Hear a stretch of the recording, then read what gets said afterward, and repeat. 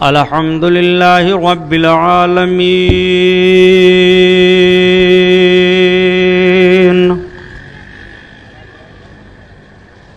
والصلاة والسلام على سید المرسلین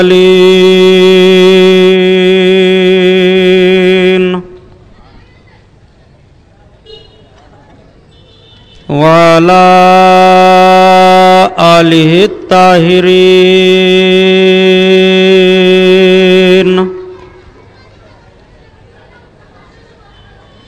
واصحابہ المطہرین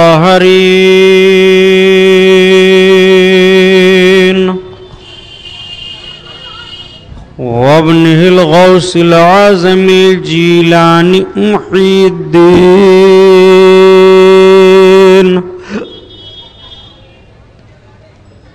وأهل بيته أجمعين. أعوذ بالله من الشيطان الرجيم. بسم الله الرحمن الرحيم.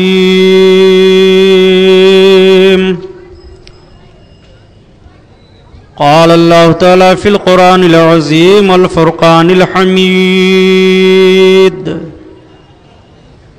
وتعزروه وتعقروه وتسبحوه بكرة وأصيلا. صدق الله البصير القدير وصدق رسوله البشير النذير والحمد لله رب العالمين.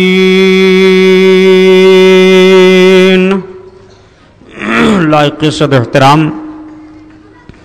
علماء اہل سنت، قابل قدر سامعین حضرات، آئیے ہم اور آپ سب سے پہلے اپنے اور ساری کائنات کے مرکز عقیدت حضور رحمت للعالمین، شفیع المذنبین، رسول گرامی وقار، محبوب پروردگار، دونوں عالم کے مالک و مختار حضور محمد الرسول اللہ صلی اللہ تعالیٰ علیہ وسلم کے دربار پر انوار میں درود شریف کا نذرانہ پیش فرمائیں. پڑھیے بلند آواز سے. اللہم صلی علی سیدنا مولانا محمد معدن الجود والکرم وعلی آلہ وبارک وسلم. صلاۃ و سلام علیک یا رسول اللہ صلی اللہ علیہ وسلم.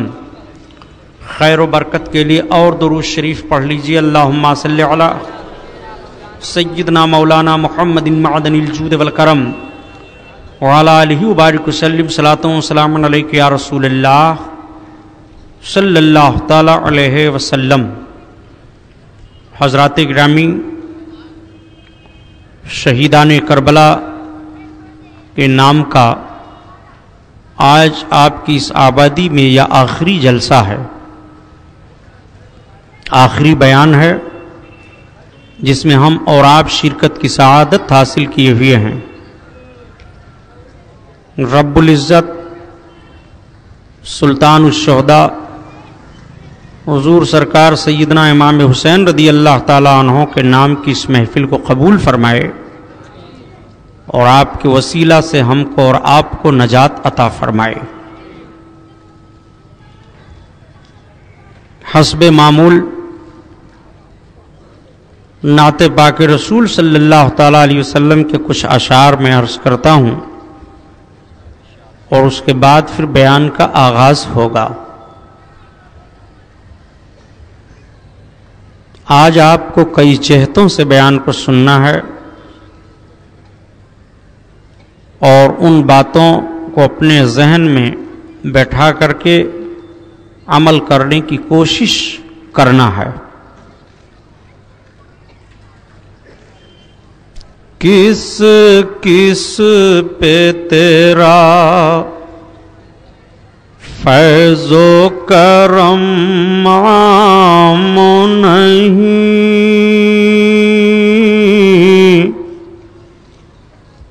کس کس پہ تیرا فیض و کرم عام نہیں، کس کس پہ تیرا فیض و کرم عام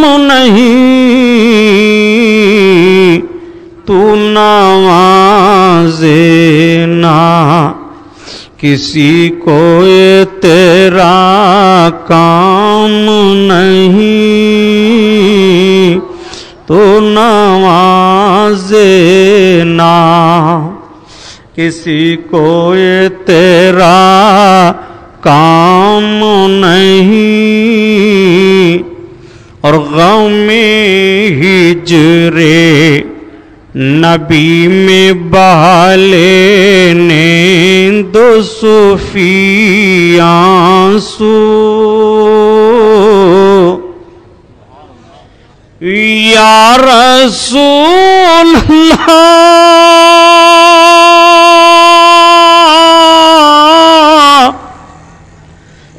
غم ہجر نبی میں بہا لینے دو صوفی آنسو،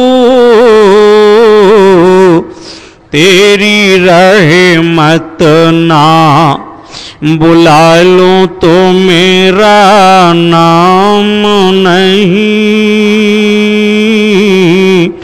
تیری رحمت نہ بلا لوں تو میرا نام نہیں، میرے مصطفیٰ کا ثانی کوئی دوسرا نہیں ہے، میرے مصطفیٰ کا ثانی، میرے مصطفیٰ کا ثانی کوئی دوسرا نہیں ہے، اور کسی انجمن میں ایسا کوئی آئینہ نہیں ہے، کسی انجمن میں ایسا، کسی انجمن میں ایسا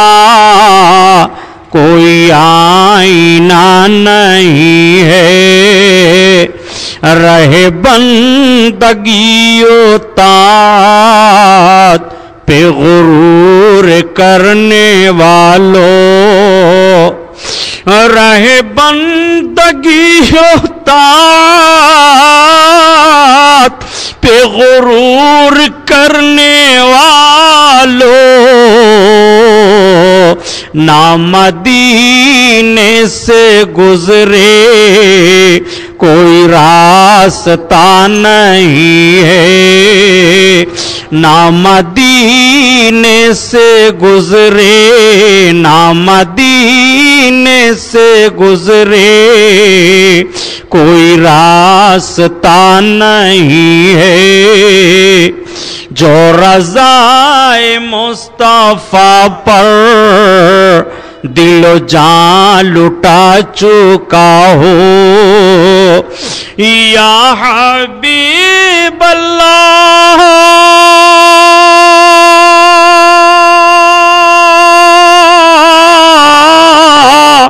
جو رضائے مصطفیٰ پر دل و جان لٹا چکا ہو، دل و جان لٹا چکا ہو،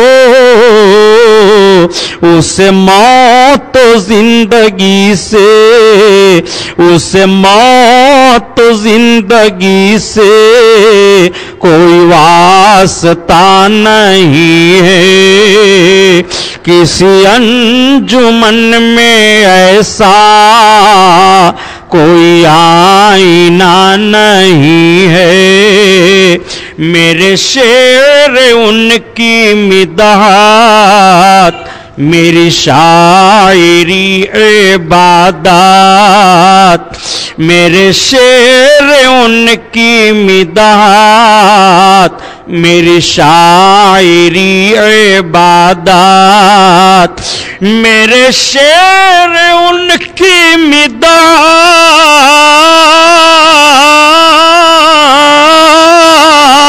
میری شاعری عبادات،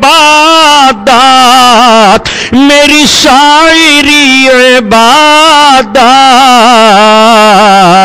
مجھے بے نوا نہ سمجھو، میرے پاس کیا نہیں ہے، مجھے بے نوا نہ سمجھو، مجھے بے نوا نہ سمجھو، میرے پاس کیا نہیں ہے، اور مجھے مانگنا ہے جو کچھ میں انہی سے مانگ لوں گا۔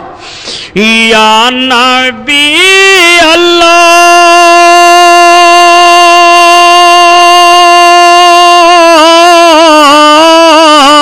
مجھے مانگنا ہے جو کچھ میں تمہیں سے مانگ لوں گا، میں تمہیں سے مانگ لوں گا،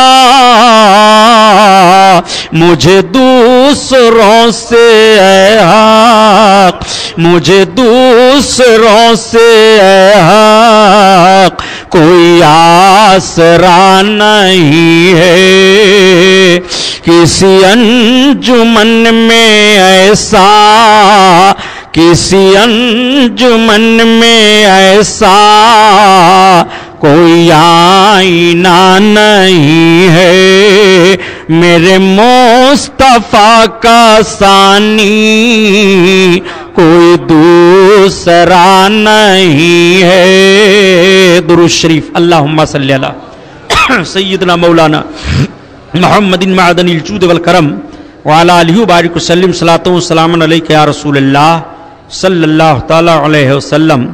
کی محمد سے وفات تو نے تو ہم تیرے ہیں، یہ جہاں چیز ہے کیا لوح و قلم تیرے ہیں، یہ جہاں چیز ہے کیا لوح و قلم تیرے ہیں، آخر اسلام تیرے چاہنے والے نہ رہے، آخر اسلام تیرے چاہنے والے نہ رہے، جن کا تو چاند تھا افسوس و حالے نہ رہے، وہ عبادت ہی نہیں جس میں نہ ہو حب رسول، وہ عبادت ہی نہیں جس میں نہ ہو حب رسول، اور جن میں بو نہیں پائی جاتی وہ ہیں کاغذ کے پھول، مرد ناداں پر کلام نرم نازک بے اثر، پھول کی پتی سے کٹ سکتا ہے ہیرے کا جگر، نہ تم صدمے ہمیں دیتے، نہ یوں فریاد ہم کرتے، نہ کھلتے رازے سربستہ، نہ یوں رسوائیاں ہوتی، غیروں سے کہا تم نے، غیروں سے سنا تم نے، کچھ ہم سے کہا ہوتا، کچھ ہم سے سنا ہوتا، کی محمد سے وفات تو نے تو ہم تیرے ہیں، یہ جہاں چیز ہے کیا لوح و قلم تیرے ہیں۔ حضرات، محرم الحرام شریف کا یہ مہینہ، اس کی آج 12ویں تاریخ، حضرت امام علی مقام رضی اللہ تعالیٰ عنہ کی شہادت عظمیٰ کے بعد حالات کیا ہوئے، مذہب اسلام میں کیسا انتشار پھیلا، وہ ہم کو اور آپ کو تاریخوں کے ذریعہ سے، حالات کے ذریعہ سے، معاملات کے ذریعہ سے پتہ چلتا رہتا ہے۔ آج بھی حضرت امام حسین رضی اللہ تعالیٰ عنہ کی شہادت عظمیٰ پر پردہ ڈالنے کی کوشش کی جاتی ہے، حقیقت کو بھرپور چھپانے کے لیے صحیح کی جاتی ہے اور افسانوی شکل قرار دیا جاتا ہے۔ حضرت امام علی مقام رضی اللہ تعالیٰ عنہ کی شہادت کے بعد یزید نابکار نے یہ تصور کیا تھا اس کی حکومت کو استوار مل گیا، اب اس کی حکومت ٹھیک ٹھاک ہو گئی، لیکن ایسا فتنہ رونما ہوا، ایسے معاملات سامنے آئے، یہ تاریخ کے رونگٹے کھڑے ہو جاتے ہیں۔ وہی جن لوگوں نے حضرت امام علی مقام کو شہید کیا تھا، چند ہی دنوں کے بعد انہی میں آپس میں انتشار ہوتا ہے۔ کربلا کی سرزمین پر حضرت امام علی مقام نے ایک جملہ یہ بھی ارشاد فرمایا تھا، لوگوں آج ہمارے خلاف تمہاری تلواریں اٹھی ہیں، مگر ہماری نگاہ دیکھ رہی ہے کہ کل یہی تلواریں تمہاری آپس میں چلیں گی اور ایک دوسرا دوسرے کی گردن کاٹے گا۔ یہ حضرت امام علی مقام نے کربلا کی سرزمین پر کہا تھا۔ یزید نے صرف اتنا ہی نہیں کیا کہ حضرت امام علی مقام رضی اللہ تعالیٰ عنہ کی شہادت کے بعد دم لیا ہو، بلکہ اس نے پھر مدینہ پر چڑھائی کروائی اور اس نے فوج بھیج دیا مدینہ والوں پر۔ مدینہ شریف پر اس طرح سے زبردست حملہ کیا گیا کہ مدینہ شریف کے لوگ تاب نہ لا سکے۔ ان لوگوں نے اتنی بے حیائیاں برپا کی، اتنی بے حیائیاں برپا کی کہ کہ نہ جانے کتنی عورتوں کی عزت و آبرو کو لوٹ لیا۔ اس ظالم کے فوج کے سردار نے اپنے فوجیوں کے گھوڑوں کو، سواریوں کو مسجد نبوی شریف کے کھمبوں میں باندھا۔ مسجد نبوی شریف میں 3 دن تک اذان نہیں ہوئی۔ حضرت سعید بن مسیب رضی اللہ تعالیٰ عنہ ایک تابعی ہیں، وہ فرماتے ہیں کہ میں دیوانہ پن اختیار کر لیا۔ مجھ کو جب وہ پکڑتے تو میں ایسے انداز سے بولتا کہ وہ لوگ مجھے مجنون سمجھ کر کے، دیوانہ سمجھ کر کے چھوڑ دیتے تھے۔ وہ کہتے ہیں کہ میں مسجد نبوی شریف میں رہتا تھا اور ایک کونے میں بیٹھا رہتا تھا۔ میں اذان کی آواز سنتا تھا اور تکبیر کی آواز سنتا تھا، اور اسی اذان اور تکبیر کی آواز پر اقتدا کر کے میں نماز پڑھ لیا کرتا تھا۔ اللہ کے رسول صلی اللہ علیہ وسلم کے قبر انور سے اذان کی آواز آتی تھی۔ مسجد نبوی شریف میں 3 دن تک اذان نہ ہوئی، نماز لوگ نہ پڑھ پائے۔ پورے مدینہ کے لوگوں پر خوف و ہراس چھایا ہوا تھا۔ مدینہ شریف میں یہ سارا فتنہ برپا کرنے کے بعد یزید نابکار کی فوج مکۃ المکرمہ کی طرف بڑھی، اور مکہ شریف جب یہ لوگ گئے تو حضرت عبداللہ ابن زبیر نکلے مقابلہ کرنے کے لیے۔ ان ظالموں نے اس طرح سے خانہ کعبہ پر پتھر برسائے کہ خانہ کعبہ کا غلاف جل گیا۔ اسی میں حضرت ابراہیم علیہ السلام کے ذبح کی ہوئے دمبے کی کچھ نشانیاں تھیں، وہ بھی جل گئیں، اور بہت سارے تبرکات تھے، وہ جل گئے۔ کعبہ کو آگ لگ گئی، اتنا پتھر ان لوگوں نے برسایا، اس کی دیواروں کو بہت سخت نقصان پہنچایا۔ چنانچہ حضرت عبداللہ ابن زبیر نے زبردست مقابلہ کیا۔ مکۃ المکرمہ میں ظالم لوگ تباہی اس طرح سے مچائے اور اس طرح سے کارنامہ انجام دیا۔ آپ سے میں پوچھنا چاہتا ہوں، جن لوگوں نے اس طرح سے مکہ شریف میں فتنہ برپا کیا، خانہ کعبہ کو جلا دیا، اتنے پتھر برسائے، مدینہ شریف میں اتنی تباہی مچائی، کیا آج بھی آپ ان کو اہل ایمان اور اہل عقیدت کے زمرے میں شمار کرنے کی گنجائش رکھتے ہیں؟ ان کے اوپر دنیا کا بھوت سوار تھا، اور ایسا لالچی بھوت سوار تھا کہ وہ سب کے سب دنیا کے آگے اپنے ایمانی مریادہ کو بیچ چکے تھے، ایمانی غیرت کو نیلام کر چکے تھے۔ لیکن آؤ ذرا دیکھو، یہی جن لوگوں نے تباہی مچائی، ان کے کان میں ایک اطلاع مل جاتی ہے کہ یزید مر گیا، یزید دنیا سے چلا گیا۔ اس کے مرنے کی 2 صورتیں بتائی جا رہی ہیں۔ ان صورتوں پر تفصیلی روشنی میں نہ ڈالتے ہوئے صرف اتنا بتاؤں گا کہ آج بھی یزید کی قبر جہاں بتائی جاتی ہے، وہاں شیشہ گلانے کی فیکٹری ہے، رات و دن آگ جلتی رہتی ہے، اتنا سخت معاملہ ہے۔ اور حضرت امام حسین رضی اللہ تعالیٰ عنہ جہاں شہید ہوئے، آپ کے جسم پاک کو جس جگہ دفن کیا گیا، آج بھی کربلا کی سرزمین پر آپ کا روضہ چمک رہا ہے۔ آج بھی اہل عقیدت خراج عقیدت پیش کرنے کے لیے حاضری دیتے ہیں۔ آج بھی آپ کے روضے پاک کی چوکھٹ کا بوسہ لینا اپنے لیے باعث برکت سمجھتے ہیں۔ آپ ذرا امام حسین کا اور یزید کا معاملہ سامنے رکھیے۔ جب کچھ لوگ حضرت امام حسین اور یزید کا موازنہ کرتے ہیں تو تعجب ہوتا ہے کہ یار گناہ اور نیکی کا موازنہ ہی کیا ہے، بدی اور اچھائی کا موازنہ ہی کیا ہے۔ بدی اور اچھائی ایک پلڑے میں نہیں رکھی جاتی ہے، بدی کا معاملہ اور ہوتا ہے اور نیکیوں کا معاملہ اور ہوتا ہے۔ حضرت امام علی مقام رضی اللہ تعالیٰ عنہ مجسم نیک ہیں، نیکی ہیں، یزید مجسم پلید ہے، ناپاک ہے، گناہ ہے۔ اس کا حضرت امام حسین سے معاذ اللہ کوئی تقابل نہیں ہے۔ بات جو ہو گئی تھی اس بات کو تمثیلاً میں عرض کرنے کی اور تفہیماً عرض کرنے کی کوشش کر رہا ہوں تاکہ آپ کے ذہن و فکر میں مقصد امام حسین آ جائے۔ چنانچہ ان ظالموں نے یہ سب کچھ کیا، یزید دنیا سے گیا، یزید کی جگہ پر یزید کے لڑکے کو لوگوں نے منتخب کیا، لیکن صرف 22 روز کی مدت میں اس بچے نے جواب دے دیا اور کہا کہ مجھ کو اس حکومت میں اور اس اقتدار میں کوئی سکون، کوئی چین نہیں مل رہا ہے۔ یہی یزید کی ہار ہو گئی۔ یزید کے بعد یزید کے بیٹے نے حکومت کو ٹھکرا دیا اور اس نے انکار کر دیا کہ مجھے نہیں چاہیے۔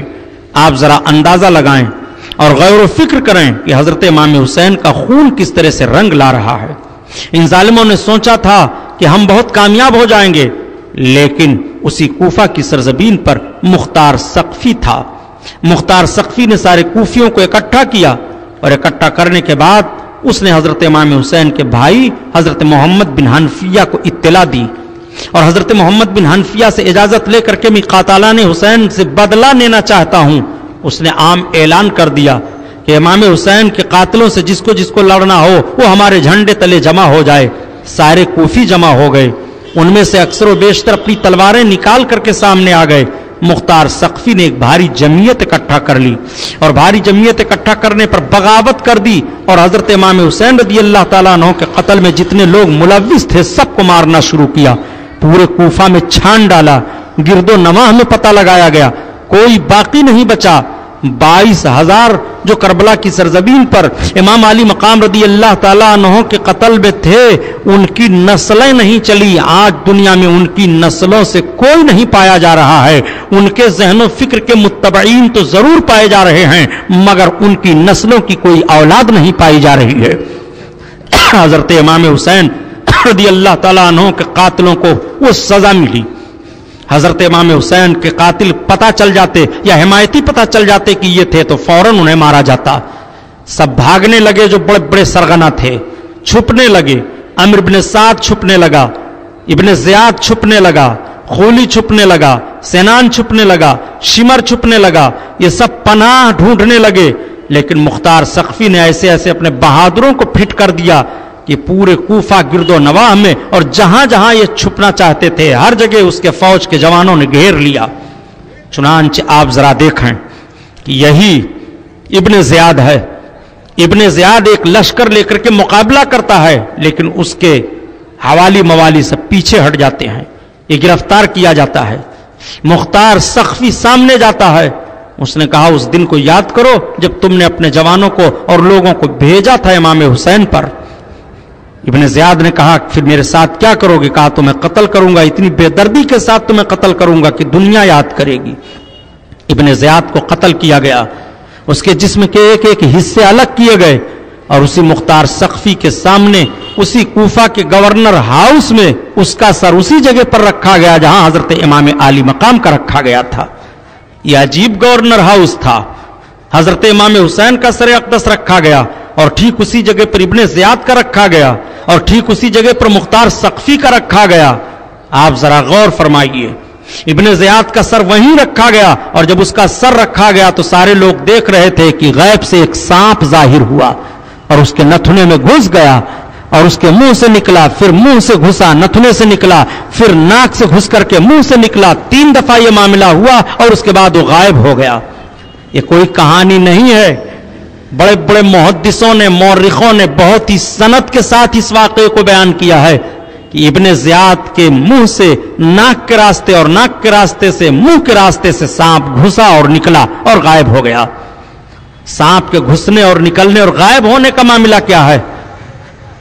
دکھایا جا رہا ہے کہ اس کو اتنا سخت عذاب ملے گا, اتنا سخت عذاب ملے گا کہ اس کے اوپر سانپ مسلط کر دیے جائیں گے. اس کو اتنا سخت عذاب دیا جائے گا.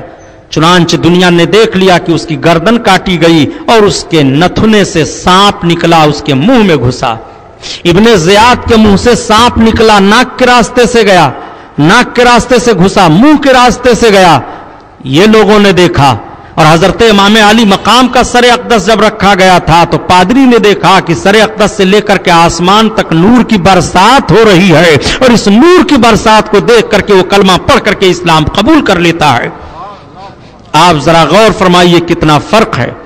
ابن زیاد کاٹا گیا. ابن زیاد کے بعد شمر کو گرفتار کیا گیا اور جب شمر کو گرفتار کیا گیا تو پوچھا گیا تو ہی تھا امام علی مقام کی گردن پر تلوار چلانے والا؟ تو ظالم کانپنے لگا. حکم ہوا کہ پہلے اس کے پیر کی انگلیاں کاٹی جائیں اور اس کے بعد ہاتھ کی انگلیاں کاٹی جائیں تاکہ یہ تڑپے. اس کے بعد اس کی آنکھ نکالی جائے, اس کے بعد اس کی گردن کاٹی جائے. چنانچہ اسی طرح سے شمر کو سزا دی گئی. اس کے بعد خولی پکڑا گیا. اس نے حضرت امام علی مقام رضی اللہ تعالیٰ عنہ کے سر اقدس کو امامہ شریف کو اتارا تھا اور بدتمیزی کی تھی اور اس نے گردن کو جدا کیا تھا. حضرت امام علی مقام کے سر اقدس کو اس ظالم نے الگ کیا تھا جسم پاک سے. اس نے حکم دیا اس کو اس طرح سے سزا دو کہ دنیا والے یاد رکھیں. اس کے ہاتھ پاؤں کو ایک ایک حصے میں الگ کر دو. اس کے ہاتھ پاؤں کو پہلے الگ کیا گیا اور پھر اس کے بعد زبان اس کی کھینچی گئی, پھر اس کی گردن کاٹی گئی. इस तरह से सजाएं दी जा रही हैं। ऐसे नहीं कि खड़ा करो और गर्दन मार दो, ऐसे नहीं कि तीरों की बारिश करो और इसको मार दिया जाए, नहीं, बल्कि तड़पा तड़पा करके मारा जाता है और यह कह करके मारा जाता है कि हुसैन इब्ने अली को तुम लोगों ने करबला के मैदान में किस तरह से मारा था और किस तरह से शहीद किया था, उस वक्त को याद करो। इंतकाम खुदाबंदी देखो। हजरत इमाम अली मकाम रदी अल्लाह ताला उन्होंने जुमला दोहराया था कि अनकरीब मैं दिन देख रहा हूं कि एक दूसरा तुम्हारा एक दूसरे का दुश्मन होगा और उसकी गर्दन को मारेगा। चुनांचे हजरत इमाम अली मकाम का एक दुश्मन पकड़ा जाता है, हुरमला इब्ने काहिल। हुरमला इब्ने काहिल मरदूद यही है जिसने हजरत अली असगर के हलक पर तीर मारा था। कहा गया कि इसके दोनों हाथों को बांध दो, इसके पांव को बांध दो और इसके मुंह को ऊपर उठा दो और इसके गर्दन पर इतने तीर मारो कि तीरों से इसकी गर्दन छलनी हो जाए और तीरों के जरिया से इसकी गर्दन जुदा हो जाए। चुनांचे यही सजा हुरमला इब्ने काहिल को दी गई। एक एक को तलाश कर करके मारा गया। भाग गए थे भागने वाले, मगर सब पकड़े गए, सबको सजा दी गई। पता लगाया जाने लगा कि फौज का कमांडर अम्र इब्ने आस कहां है। अम्र इब्ने आस अपने घर में छुपा बैठा था, उसके घर को घेरवा लिया और घेरवाने के बाद जब उसका लड़का बाहर निकला, कहा तेरा बाप कहां है? कहा मेरे बाप को दुनियादारी से कोई मतलब नहीं, सियासत को उन्होंने छोड़ दिया। कहा सियासत को उस वक्त उसको छोड़नी चाहिए जब हजरत इमाम अली मकाम के मुकाबले में तलवार उठाया, जब हजरत इमाम अली मकाम के मुकाबले में वो तीर लेकर के सामने आया था। अब सियासत छोड़ने से क्या मामला है? दर जवानी तौबा करदन सुन्नत पैगंबरीस, वक्त पीरी गुर्गे जालिम निशवत परहेजगार। बुढ़ापे में तो भेड़िया भी परहेजगार हो जाता है। उस जालिम को सजा दी जाएगी और उसको मारा जाएगा। चुनांचे निकाला गया अम्र इब्ने साद को और उसके सामने सबसे पहले उसके बेटे को कत्ल किया गया। जब बेटे को कत्ल किया जाने लगा तो अम्र इब्ने साद से कहा गया कि देख, वो अपनी निगाह को नीची करके रोने लगा। कहा हुसैन को याद कर ले, हुसैन के सामने ऐसे हुसैन के जवान बेटे को शहीद किया गया था, उनको कैसा लगा होगा। देख तेरा बेटा जब काटा जा रहा है तो तुझे कैसा लग रहा है। चुनांचे वो मारा गया, उसका बेटा मारा गया, सारे लोग चुन चुन करके मारे गए। यह बात ज़रबुल मसल हो गई थी कि हुसैन इब्ने अली के कत्ल में जो लोग शामिल थे या जो लोग हिमायती थे या जो लोग राजी थे, अल्लाह ताला ने उन सबको सजा दे दिया। एक खुर्राट बुढ़ा बैठा हुआ था, उसने कहा मैं भी तो उसमें था, मुझे कुछ नहीं हुआ। लोगों ने कहा तुझे कुछ नहीं हुआ? कहा कुछ नहीं हुआ। तब तक चिराग जल रहा था, चिराग की लौ अचानक ऊपर उठी और उसके दाढ़ी में आग लग गई, वो जल करके वहीं मर गया, वो जल करके वहीं रुसवा हुआ। एक आदमी से लोगों ने पूछा कि तू तो पहले बहुत खूबसूरत था, मगर ये बता तेरा चेहरा बदसूरत क्यों हो गया है, मिस्ल खिंजीर के क्यों हो गया है? उसने कहा कि मैं हजरत इमाम हुसैन के कत्ल पर बजाय अफसोस करने के मैंने ये कह दिया था कि उनको ऐसा नहीं करना चाहिए और करबला में नहीं आना चाहिए। रात में मैं सोया था कि आ करके मुझे किसी ने एक थप्पड़ मारा और मेरे मुंह पर थूक दिया, मेरी हालत ये हो गई है। इस तरह से लोगों को सजाएं मिली, इस तरह से वो सबके सब खत्म हुए। और दोस्तों एक बात बता दूं, सारी दुनिया का फैसला आज भी देख लो, हजरत इमाम अली मकाम की करामत आज भी जारी है और ऐसी करामत जारी है, ऐसी करामत जारी है कि दोस्त भी उस करामत का मोतरिफ है और दुश्मन भी उस करामत का मोतरिफ है। ना तो दोस्त उस करामत का इनकार कर सकता है और ना दुश्मन उस करामत के खिलाफ करने की जुरात कर सकता है। आप अगर कहो तो मैं बता दूं, आपका जहन बहुत दूर जा रहा होगा कि आज कौन सी करामत इमाम हुसैन की जारी है। खुदा की कसम ये करामत कयामत तक जारी रहेगी। ऐसी करामत है इमाम अली मकाम की जो घर घर जारी है, जो एक एक इंसान के जहन पर उस करामत का नक्शा मुरतब है। वो हजरत इमाम अली मकाम की करामत है और उस करामत से कोई इनकार नहीं कर सकता। आप कहोगे कि सुबहानी साहब वो ऐसी करामत है, जी वो ऐसी करामत है कि उस करामत का मामला जानवरों पर भी फिट हो सकता है, दरिंदों पर भी फिट हो सकता है, चरिंदों पर भी फिट हो सकता है। दुनिया की कोई भी मखलूक हो, उस करामत से वो मखलूक इनकार नहीं कर सकती है। वो हजरत इमाम हुसैन की करामत है। में कोई हो सकता है ना गैर मुस्लिमों में कोई हो सकता है। यही तो हुसैन की जीत है और यही तो यजीद की हार है। लेकिन आओ अब फिर जरा देख लो, कयामत तक गुलाम हुसैन होते रहेंगे। गुलाम हुसैन को शुमार करना चाहो तो नहीं शुमार कर सकते हो, हुसैनियों को देखना चाहो और शुमार में लाना चाहो तो नहीं ला सकते हो। मैं पूछना चाहता हूं, हुसैन नाम क्यों रखा जा रहा है? ये हुसैन की करामत बोल रही है, ये हुसैन का रूहानी फैज बोल रहा है। ये मैं दुनिया से तो जा रहा हूं मगर मेरे नाम पर पर लोग अपने बच्चों का नाम रखते रहेंगे, अपने घरों में गुलाम हुसैन देखेंगे, अपनी मजलिस में गुलाम हुसैन देखेंगे, अपने मुल्क में गुलाम हुसैन देखेंगे। अब यजीद नाम का इंसान दुनिया में कोई नहीं होगा, अब यजीद नाम का बच्चा कोई देखने को नहीं मिलेगा। यजीद पर यजीदियत खत्म हो जाती है, यजीद पर जुल्म की इंतहा हो गई। नारे तकबीर, नारे रिसालत, जश्न शहीद आजम हज़रत अल्लामा सुबहानी साहब किबला। ये इमाम हुसैन का रूहानी कंट्रोल है जो लोगों के दिल दिमाग पर छाया हुआ है कि कतान यजीद नाम ना रखना। जसारत करके नाम रख लो अगर हिम्मत हो तो।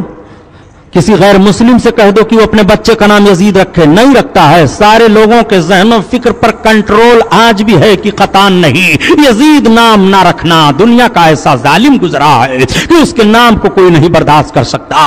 मुसलमानों, जब यजीद नाम नहीं बर्दाश्त कर पा रहे हो तो यजीदी काम कैसे बर्दाश्त कर रहे हो, यजीदी किरदार कैसे बर्दाश्त कर रहे हो, यजीदी ज़ाब्ता कैसे बर्दाश्त कर रहे हो। यजीद नाम जब तुम्हारे लफ्ज़ तुम्हारी जबान पर आता है तो तुम्हारी रूह कांपने लगती है। यजीदी किरदार कैसे अदा करते हुए तुम्हारी रूह नहीं कांप रही है, हमसे सवाल करोगे। गुलाम मुहीउद्दीन सुबहानी, यजीदी किरदार क्या है?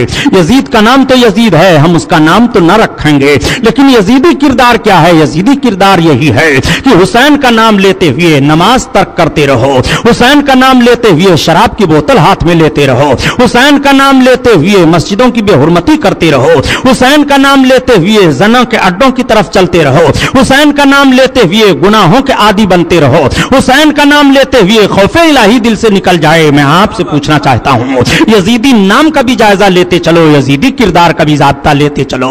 इमाम हुसैन ने यजीदी नाम पर भी पाबंदी लगा दी है। इमाम हुसैन ने यजीदी किरदार के खिलाफ अपनी जान दे करके दुनिया को पैगाम दे दिया है कि कुरान की आयत तुम पढ़ लो, वल आक़िबतु लिल मुत्तक़ीन, आखिरत में अच्छा अंजाम परहेजगारों के लिए है। आप ज़हनो फिक्र में अपने इस बात को डाल लें। हजरत इमाम हुसैन रदी अल्लाह ताला अन्हु के कातिलों को सजा मिलती है, कोई नहीं बचता है। सिर्फ 6 साल के अंदर अंदर ऐसा तख्ता पलटा, ऐसा काया पलटा कि दुनिया से इमाम हुसैन के कातिलों का सफाया हो जाता है, कत्ल में हिमायत करने वालों का, मुस्कुराने वालों का सफाया हो जाता है। हजरत इमाम हुसैन का वो रूहानी किरदार। और आओ बताऊं, हजरत इमाम अली मकाम के बाद हुआ क्या? कितनी सल्तनतें बदली, कितनी हुकूमतें बदली। उमवी हुकूमत चल रही थी, उमवी हुकूमत में एक ऐसे शख्स का भी इख्तिदार आता है जिसका नाम हजरत उमर बिन अब्दुल अजीज है। ये भी उमैया खानदान के हैं।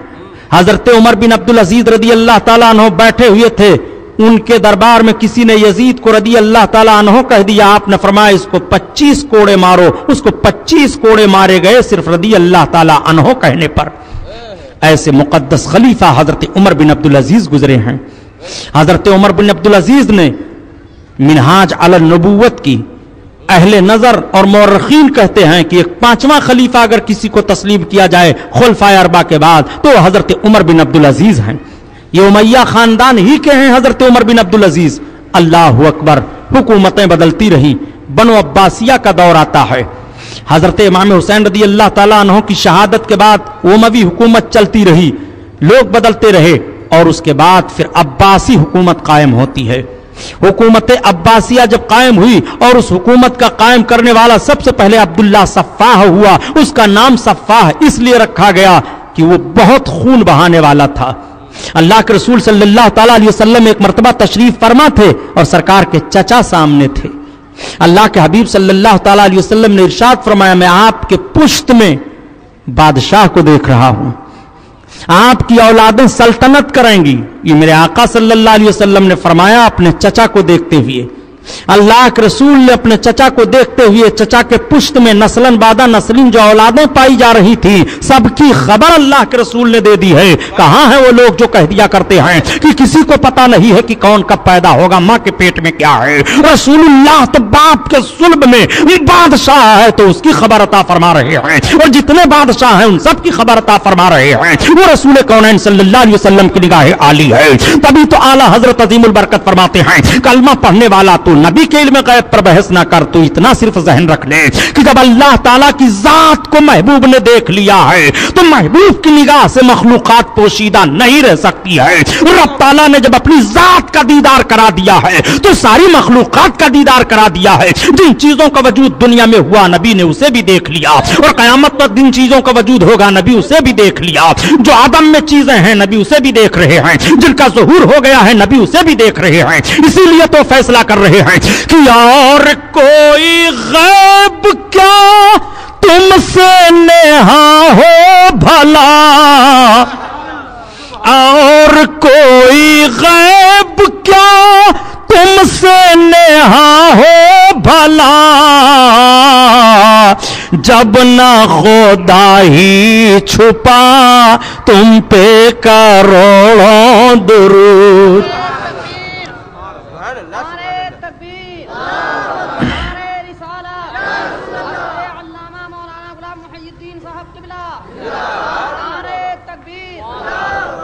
आप जरा गौर फरमाइए, आकाए करीम सल्लल्लाहु अलैहि वसल्लम ने आपके चचा को यह बशारत दी थी। पूछो यह हदीस है कि नहीं? नबी कौनैन की मुकद्दस ज़बान फैज़ तर्जमान से आपके चचा को यह बशारत मिली कि नहीं? और खिलाफत अब्बासिया कायम हुई कि नहीं? खिलाफत अब्बासिया बहुत अरसा तक रही है, और खिलाफत अब्बासिया का बड़ा एहसान है मजहब इस्लाम पर। खिलाफत अब्बासिया के खुलफा ने बहुत बड़ा काम किया है। खिलाफत अब्बासिया के एक खलीफा हारून रशीद बहुत मशहूर बादशाह हैं। हारून रशीद की सखावतें मशहूर हैं, हारून रशीद की बातें लोग किया करते रहते हैं। यह हारून रशीद की बीवी जुबैदा ही थी जिसने अरब में एक नहर जारी करवाया था। उस नहर का पानी सब पी रहे थे, सबको फायदा पहुंचाया गया था। मेरे दोस्त, तकरीर तो मेरी आगे बढ़ती रहेगी, लेकिन एक गुजारिश मैं कर दूं, आप हिम्मत करें, आपके ज़हन फिक्र पर शैतान वसवसा न डालने पाए। एक जुमला मैं सिर्फ अर्ज करूंगा, उसी से आप फैसला अपनी ज़मीर से ले लीजिएगा। कुरान में रब ताला ने इरशाद फरमाया है कि मस्जिदें ईमान वाले बनाते हैं। ये कुरान में आयत है कि मस्जिदें तामीर ईमान वाले करते हैं, और मस्जिदों को जो खराब करते हैं, वीरान करते हैं, उनके लिए दुनिया में रुसवाई है और आखिरत में बड़ा दर्दनाक अजाब है। कुरान में रब ताला का यह फरमान है कि ईमान वाले मस्जिदें बनाते हैं। नबी कौनैन सल्लल्लाहु अलैहि वसल्लम का फरमान है कि मस्जिद बनाओ, चाहे परिंदे के घोंसले इतना भारी ही मस्जिद बनाओ, मगर मस्जिद बनाओ। इतनी फजीलत है मस्जिद बनाने की। इसलिए आपके कापड़िया नगर सुन्नी रजा जामा मस्जिद, अहले सुन्नत सुन्नी जामा रजा जामा मस्जिद के अरकान चंदे के लिए जाएंगे। आप उन्हें चंदा दें, भरपूर चंदा दें, और किसी को मेरे हाथ मिला करके देना है तो यहां दे दे। इसलिए मैं गुजारिश कर रहा हूं, मस्जिद का मामला है और कुरान फैसला दे रहा है कि ईमान वाले मस्जिद तामीर करते हैं। अब अगर आपने खुलूस से उस मस्जिद में पैसा लगा दिया कि परवरदिगार ये मेरा पैसा तेरे घर में लगे, तो आपके ईमान की गवाही आपका रब दे रहा है, और जिस अपने बंदे के ईमान की गवाही रब दे दे वो कितना मजबूत ईमान वाला रहेगा। इससे भारी और क्या सबूत चाहिए? दुरूद शरीफ पढ़िए, अल्लाहुम्मा सल्ली अला सय्यिदना मौलाना मुहम्मदिन मअदनिल जूद वल करम व अला आलिहि बारिक वसल्लम सल्लल्लाहु वसल्लम अलैका या रसूलल्लाह सल्लल्लाहु तआला अलैहि वसल्लम। जब मस्जिद नबवी के मीनार नजर आए, जब मस्जिद नबवी के मीनार नजर आए, मीनार नजर आए, अल्लाह की रहमत के आसार नजर आए, आसार नजर आए, और तैबा की हवाओं में, काबा की फजाओं में, काबा की फजाओं में, तैबा की हवाओं में, हमने तो जिधर देखा सरकार नजर आए, हमने तो जिधर देखा सरकार नजर आए। अल्लाह अल्लाह, आप जरा मुलाजा फरमाएं, अल्लाह के रसूल सल्लल्लाहु ताला अलैहि वसल्लम ने अपने चचा को यह बशारत दी, खिलाफत अब्बासिया कायम हुई। और जब खिलाफत अब्बासिया कायम हुई तब जरा मुलाजा फरमाइए कि कातलान हुसैन का मामला क्या हुआ। खिलाफत अब्बासिया के खलीफा ने पता लगाना शुरू कर दिया कि हजरत इमाम हुसैन के कत्ल में लोग जो मुलव्विस थे उनकी कब्रें कहां पाई जा रही हैं, वो किस कब्रस्तान में हैं। उन कब्रों को खुदवा करके उनकी हड्डियों को जलवाया। चुनांचे यजीद की कब्र खोदी गई, पता लगाया गया कि यजीद को कहां गाड़ा भाटा गया था, पता चला यही जमीन है। कब्र खोदी गई तो जली हुई हड्डियां निकली, फिर से उन हड्डियों को जलवाया खलीफा अब्बास ने। यह मामला हुआ था। हजरत इमाम हुसैन रदी अल्लाह ताला अन्हु के कत्ल का मामला मामूली नहीं था। हजरत इमाम हुसैन की शहादत का इंतकाम मामूली नहीं है। यही खिलाफत अब्बासिया के बादशाह हारून रशीद हैं। हारून रशीद ने एक मरतबा अपने दरबार आम में ऐलान किया, ए लोगों, कोई ऐसा आदमी तलाश करो कि वो दरबार में आकर के कोई ऐसा वाकया बयान करे जिसको ना हमने सुना है ना आप लोगों ने सुना है। क्या कोई ऐसा आदमी मिल सकता है? कोई ऐसा आदमी देखो। दरबार में एक आदमी बैठा था, उसने कहा कि अमीरुल मोमिनीन, साहिल के किनारे पर मैंने एक आदमी को देखा है जिसकी सिर्फ जबान चलती है, उसके हाथ लूले हैं, उसके पैर लंगड़े हैं, वो अपने जिस्म को उठा नहीं सकता है, वो पड़ा रहता है एक कुटी में, लोग कुछ खाने पीने के लिए दे दिया करते हैं, वो एक अजीब वाकया बयान करता है। अमीरुल मोमिनीन, वो मैं नहीं बयान करूंगा, अगर आप इजाजत दें तो उस आदमी को वहां से उठवा करके लाया जाए और उसकी जबान से आप खुद सुनें। हारून रशीद ने इजाजत दे दी। साहिल के किनारे लोग गए समंदर के, उठा करके लेकर के उस आदमी को लाए। दरबार में पहले उसे कुछ खिलाया पिलाया गया और उसके बाद उससे कहा गया, तुम कौन हो, तुमने क्या देखा है, ये तुम्हारा हाल ऐसे कैसे हुआ है, इसको बयान करो। उसने कहा, अमीरुल मोमिनीन, हमारी जबान चल रही है और सिर्फ बयान करने के लिए चल रही है। मैं एक बहुत बड़ा ताजिर था, मैं तिजारत करने के लिए जा रहा था, हमारे साथ बहुत सारे लोग थे, हम सब कश्ती पर सवार थे और समंदर में कश्ती चल रही थी कि अचानक थपेड़ा उठा, तूफान आया, कश्ती डूबने लगी, उसके तख्ते निकल गए। हमारे साथी कहां गए, क्या हुआ, कुछ नहीं पता। एक तख्ते का सहारा मैं ले लिया, उस तख्त पर मैं तैरता रहा। कितने रोज गुजरे, कितना घंटा लगा, मुझे कुछ पता नहीं। लेकिन मुझको जब धूप की तपिश लगी तो मैंने अपने आप को समुद्र के किनारे एक रेत में पाया। मैंने देखा समुद्र की वो रेत इस रेत की तरह से नहीं है जैसे साहिल पर रेत पाई जा रही है, बल्कि वो बिल्कुल पीली पीली मिट्टी है। अमीरुल मोमिनीन, मैं उठ करके खड़ा हुआ, मैं चल नहीं पाता था, मुझे कुछ सुझाई नहीं देता था। मैं आहिस्ता आहिस्ता जमीन की तरफ, खुश्की की तरफ बढ़ता रहा। जब मैं थोड़ी दूर बढ़ा तो मैंने एक पहाड़ देखा। अमीरुल मोमिनीन, अब और मैं आगे पहाड़ की तरफ बढ़ा। जब पहाड़ के करीब में पहुंचा तो मैंने एक दरवाजा देखा। दरवाजे पर जब मैं खड़ा हुआ तो दरवाजा खुल गया, मैं अंदर दाखिल हुआ। अमीरुल मोमिनीन, मैंने अंदर कई कमरे देखे और मैंने अंदर एक तालाब देखा। अमीरुल मोमिनीन, मैंने उस तालाब से पानी पी लिया। अमीरुल मोमिनीन, फिर मेरी निगाह गई कि लाओ मैं कमरों को खोलूं। तो मैंने जब एक कमरा को खोला, एक हुजरा को मैंने देखा तो उसमें आग जल रही है और एक आदमी उसमें चल रहा है। वो मदद के लिए पुकार रहा है, मेरी मदद करो। मुझको बड़ा तरस आया। मैं सोचता था कि पानी उठाऊं या कोई तरकीब करूं, तब तक गैब से आवाज आती है, देखने वाले आगे से पीछे हट जा वरना तेरे पांव शल हो जाएंगे।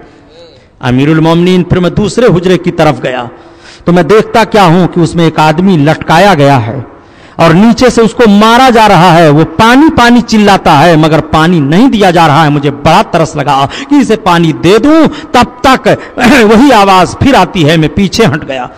अमीरुल मोमिनीन, मैंने एक तीसरा कमरा देखा जिसमें कई लोग थे। वो अजाब में मुब्तला थे, चीख रहे थे, चिल्ला रहे थे। अमीरुल मोमिनीन, उसके बाद मैं बाहर निकलना चाहा तो बाहर तो मैं निकल आया, लेकिन सिर्फ मेरी जबान चल रही है। मेरे पांव शल हो गए, मेरे हाथ लुंज हो गए, मेरे आंख की बीनाई चली गई। फिर मैं उसी समंदर के किनारे आया, साहिल पर थपेड़ा आया और ये थपेड़ा मुझको बहा ले गया। किसी चीज का मुझे सहारा मिला, मैं उस चीज को पकड़े रहा और फिर किनारे किनारे में लगा। जब मुझे धूप की तपिश लगी तो मैं देखा अपने आप को एक रेत में पाया। मेरे पास कुछ लोग आए, मैं उन लोगों से इस बात को बताना शुरू किया तो लोग यकीन नहीं कर रहे हैं। मुझको एक कुटी में कर दिया, मुझे दाना दे देते हैं, पानी दे देते हैं। अमीरुल मोमिनीन ने फरमाया, आखिर क्या तुम्हें मालूम नहीं हुआ कि वो सब क्या था? उसने कहा, अमीरुल मोमिनीन, जब मैं चलने लगा तो मैंने दरवाजे पर आवाज दी कि आखिर ये मामला मैं क्या देख रहा हूं। तब तक आवाज आई, जिसको तूने जलता हुआ देखा है वो यजीद नापकार है, जिसको तूने देखा है कि मारा जा रहा है और वो पानी मांग रहा है वो इब्ने ज़ियाद है, और जिन लोगों को तूने देखा कि वो प्यास प्यास चिल्ला रहे हैं वो हजरत इमाम हुसैन के सारे कातिल हैं। और हुजरों को तू देखता तो ऐसे ही पाता, और जिसमें देखा कि कई लोग अजाब में मुब्तला हैं वो सरकार की सुन्नतों को छोड़ने वाले हैं। अमीरुल मोमिनीन, मैंने ये अपनी आंख से देखा है, मैं इस वाक़े को बयान करने के लिए गोया जिंदा हूं। हारून रशीद सुनते हैं तो रोने लगते हैं और उनके आंखों से आंसू जारी हो जाते हैं, हिचकी बच जाती है और कहते हैं, ए लोगों, करबला के मजलूमों का इंतकाम देखो किस तरह से हुआ है और उनके कातिलों पर कैसी कैसी सजा हो रही है। आप अंदाजा लगाओ कि कयामत का अजाब बाकी है, आलम बरज़ख में ये उनको सजा मिल रही है। आलम बरज़ख में इस तरह से उनके लिए तबाही और बर्बादी है तो आलम आखिरत में कितना अजाब उनके लिए होगा और दुनिया में उन पर कितनी लानतें हो रही हैं, किस तरह से वो रुसवा हो रहे हैं। आप जरा अंदाजा लगाइए, खिलाफत अब्बासिया का दौर खत्म होता है। खिलाफत अब्बासिया में बहुत अच्छे अच्छे सुल्तान हुए। खिलाफत अब्बासिया के 8 खुलफा का जमाना सरकार गौसे आजम को मिलता है। काफी अरसा तक खिलाफत अब्बासिया कायम रही। खिलाफत अब्बासिया के एक जुमरे में खिलाफत फातिमिया भी शुमार किया जाता है। कुछ और भी रियासतें हुकूमतें बनी, लेकिन जब खिलाफत अब्बासिया खत्म हुई तो तुर्कों की हुकूमत कायम हो गई। तुर्कों ने 532 बरस हुकूमत की थी। तुर्कों ने 532 बरस हुदूद इस्लामिया में यूरोप को घुसने नहीं दिया था। उन्हीं तुर्कों का एक सुल्तान है जिसका नाम मोहम्मद सानी है। वही मोहम्मद सानी है जिसने कुस्तुनतुनिया को फतेह किया था। 22 बरस का वो नौजवान था जिसने कुस्तुनतुनिया को फतेह किया। मोहम्मद सानी कुस्तुनतुनिया को फतेह करता है और फतेह करने के बाद फतेह का झंडा लहरा देता है। उन्हीं तुर्कों के जुमरों में सलाहुद्दीन अय्यूबी पाए जाते हैं, जिन्होंने यरूशलेम को फतेह किया था, बैतुल मुकद्दस को फतेह किया था। और बैतुल मुकद्दस फतह करके जब फतह का झंडा गाड़ा था तो सारे लोगों को गिरफ्तार करवाया था, और गिरफ्तार करवाने के बाद कहा जो बैतुल मुकद्दस पर मुतअय्यन था हाकिम, उसका आरनट नाम है, आरनट बादशाह को सामने किया जाए। सलाहुद्दीन अय्यूबी के सामने जब आरनट बादशाह को किया जाता है तो सलाहुद्दीन अय्यूबी ने ऐलान कर दिया था कि जितने गिरफ्तार हुए हैं, जो कैदी बनाए गए हैं, तो अगर फिदिया दे करके छुटकारा लेना चाहते हैं तो ले ले, उन्हें छोड़ दिया जाएगा, मगर इसको कत्ल किया जाएगा। बादशाह ने कहा, मुझे क्यों कत्ल किया जाएगा? कहा, तुझे इतनी कड़ी सजा दी जाएगी कि दुनिया याद रखेगी। आखिर मुझे क्यों इतनी कड़ी सजा दी जाएगी? क्या जुर्म मैंने किया है? तुमने बहुत बड़ा जुर्म किया है। जैसे आप फौज के सिपह सालार हैं, अपनी फौज को ले आए, आपको फतेह मिल गई है, ऐसे मैं भी एक जिम्मेदार हूं सिपह सालार, या मुझको यहां हाकिम मुतय्यन किया गया है, बकिया इसके अलावा मेरा जुर्म क्या है? सलाहुद्दीन अय्यूबी ने कहा, तेरा इतना बड़ा जुर्म है कि वो जुर्म तेरा माफ नहीं किया जा सकता है। मुसलमानों, जरा जहन पर जोर दो। आज कितनी गुस्ताखियां लोग कर जाते हैं, कैसी कैसी बातें कह जाया करते हैं, अल्लाह के रसूल की शान में किस तरह से बोल जाया करते हैं। सलाहुद्दीन अय्यूबी ने कहा कि तेरा जुर्म मैं बताऊं तुझे कैसी सजा दूंगा? तेरी जबान काटूंगा, तेरी गर्दन काटूंगा।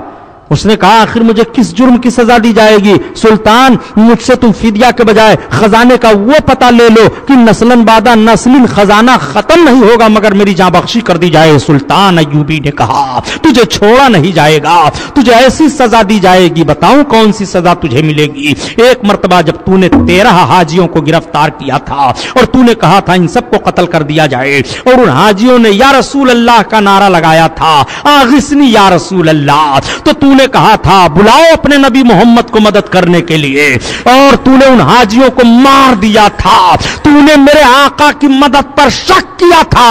अंतसरो अनाले मोहम्मद अलैहिस्सलातु वस्सलाम, मैं हूं मोहम्मद की तरफ से बदला लेने वाला, मैं हूं मोहम्मद की तरफ से उनकी मदद करने वाला, तेरी गर्दन काटी जाएगी। तूने नबी के शान में गुस्ताखी की है। चुनांचे उसकी जबान को कटवा लिया और सलाहुद्दीन अय्यूबी ने उसकी गर्दन को कटवाया, और फजा में तलवार को लहराते हुए अय्यूबी ने कहा था, ये लोगों तब तक गुस्ताखे रसूल को इस तरह से सजा मिलती रहेगी, तुम्हारा झंडा लहराता रहेगा। और अगर तुमने नबी की तौहीन सुन लिया और कुछ नहीं किया तो तुम्हारे मुकद्दर में जिल्लत और रिसवाई के अलावा कुछ नहीं होगा। जुमले तारीखी याद करो और देखो कि कैसे कैसे मामलात सामने आए हैं, कैसे कैसे मामलात पेश किए गए हैं। सलाहुद्दीन अय्यूबी ने मार दिया कि कभी भी गुस्ताखे रसूल माफ नहीं किया जा सकता। गुस्ताखे रसूल का अंजाम कुरान से पूछ लो। जिसने नबी कौनैन सल्लल्लाहु अलैहि वसल्लम के शान में गुस्ताखी की कुरान का नुज़ूल हो रहा था और जब तक वही के नाजिल होने का सिलसिला था कुरान फैसला करता रहा। नबी की शान में गुस्ताखी की उमर फारूक आजम ने कत्ल कर दिया, कुरान ने फैसला कर दिया। नबी की शान में वलीद बिन मुगीरा ने गुस्ताखी की, कुरान ने फैसला कर दिया। क्या वलीद बिन मुगीरा की गुस्ताखी भुला सकते हो? क्या वलीद बिन मुगीरा के ताल्लुक से सूरह नून वल कलम नहीं पढ़ते हो तुम आयतों को? उसने सिर्फ नबी को इतना कहा था, मोहम्मद अब वही क्यों नहीं आप पर नाजिल होती है? लगता है कि आप मजनू हो, माज़अल्लाह दीवाना हो। इतनी सी बात उसने कह दी, आका को तकलीफ हो गई, रब ताला को तकलीफ हो गई। रब ताला ने देख लिया कि मेरे महबूब को यह जालिम इस तरह से कह करके मुझको ईजा दे रहा है। फौरन रब ताला ने हजरत जिब्रील अलैहिस्सलाम को दे करके वही नाजिल फरमा दिया आयतों को, महबूब यह आपको मजनू कह रहा है, यह जालिम खुद मजनू है, यह खुद फित्तीन है, यह खुद पागल है। अल्लाह ताला ने कुरान में वलीद बिन मुगीरा के 10 ऐबों को बयान कर दिया। आपसे मैं पूछना चाहता हूं, उसका सिर्फ एक ऐब खोल दिया जाता, 10 ऐबों के बयान करने की जरूरत क्या थी? और उसका जब 10 ऐब बयान कर दिया गया कुरान में, तो कुरान की कोई बात छुपी रहेगी, उसके ऐब को बयान किया जाएगा कि नहीं किया जाएगा? तुम जब कह दिया करते हो कि किसी को बुरा ना कहा जाए, क्या वलीद बिन मुगीरा को बुरा नहीं कहोगे? तुम जब कहते हो किसी को बुरा ना कहा जाए, तो क्या अबू लहब को बुरा नहीं कहोगे? क्या तुम जब कहते हो किसी को बुरा ना कहा जाए, तो अबू जहल की शरारतों को तुम बयान नहीं करोगे? ये कौन सा फार्मूला आप दे रहे हैं कि किसी को बुरा ना कहा जाए, किसी को बुरा ना कहा जाए, हम सबसे ज्यादा बुरे हैं? ये फार्मूला तुम्हारा तो मुनाफिकों का फार्मूला है। कुरान वलीद बिन मुगीरा को बुरा कह रहा है। कुरान से पूछा जाए, कुरान तूने वलीद बिन मुगीरा के 10 ऐबों को क्यों बयान किया है? तो कुरान बोल पड़ेगा कि तुम्हें मालूम नहीं है 10 ऐबों को क्यों बयान किया गया। अल्लाह के रसूल की शान में उसने गुस्ताखी कर दी है, कुरान तू बता। उसने एक मर्तबा नबी की शान में गुस्ताखी कर दी थी, लेकिन तू तो ऐसी निशानदेही कर रहा है कि उसके सारे ऐबों को बयान कर रहा है। और जब लोग कुरान पढ़ते रहेंगे तब तब उसके ऐबों को बयान करते रहेंगे, तब तब वो कुरान तिलावत करते रहेंगे। उस वक्त वलीद बिन मुगीरा रुसवा होता रहेगा। वलीद बिन मुगीरा को रुसवा लोग नमाज में भी करते रहेंगे, कुरान तिलावत करते रहेंगे तो करते रहेंगे, अपने घर में कुरान पढ़ते रहेंगे तो वलीद बिन मुगीरा को रुसवा करते रहेंगे, मजलिस में कुरान पढ़ते रहेंगे तो वलीद बिन मुगीरा को रुसवा करते रहेंगे, वलीद की रुसवाइयों को बयान करते रहेंगे। कुरान ये बता, आखिर 10 ऐबों को उसके क्यों बयान किया गया? एक ऐब बयान कर दिया जाता, उसको सजा बयान कर दी जाती कि नबी की शान में तूने ये तौहीन की है, तेरे लिए सजा है। आखिर उसके ये ऐब क्यों खोले गए? वलीद बिन मुगीरा कैसा ऐबी था बता दूं? आप रात के सन्नाटे में अपने घर में जब बिस्तरे पर सोइएगा तब गौर कीजिएगा, और मौलवी साहब का फतवा तब देखिएगा। आईजामा और पैजामा उटंगा करने से काम नहीं बनता है, टोपी तिरछी लगाने से काम नहीं चलता है। ये शिरक है, ये शिरक है, ये बिदात है, ये हराम है। हराम खोर, शिरक की तारीफ भी तू जानता है। आप कब्र पर चले गए तो ये शिरक है, आपने फातिहा पढ़ ली ये शिरक है, आपने अस्सलातु वस्सलाम अलैका या रसूल अल्लाह कह दिया ये शिरक है। देखा कहीं कुरान में कि या रसूल अल्लाह कहना शिरक कहा गया हो? अगर या रसूल अल्लाह कहना शिरक कहीं कहा गया हो कुरान में, देखा?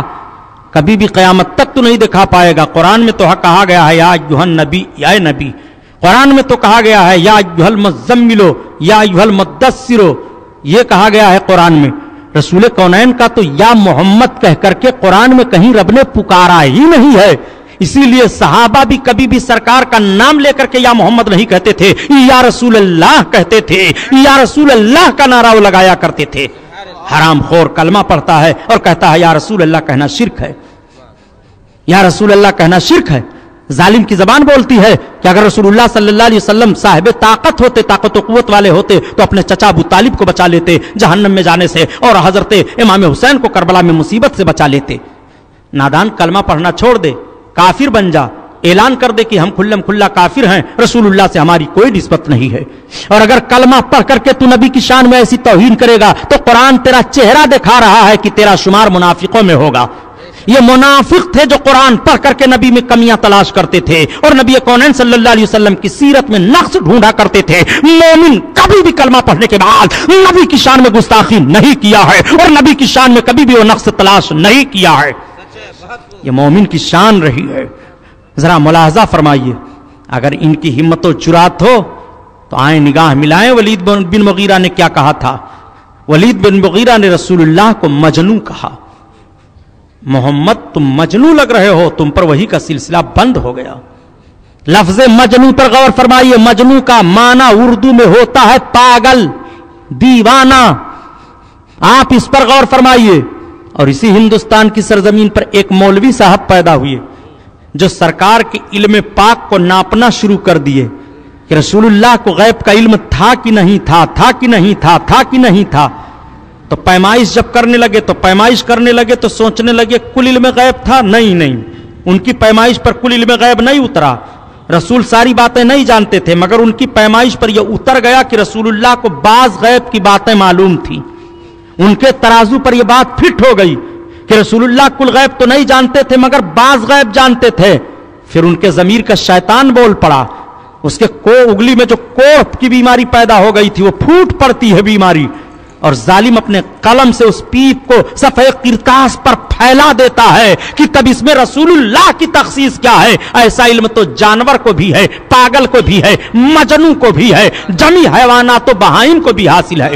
معاذ اللہ، آپ اردو عبارت کو سمجھ گئے؟ نہیں سمجھ پائے آپ۔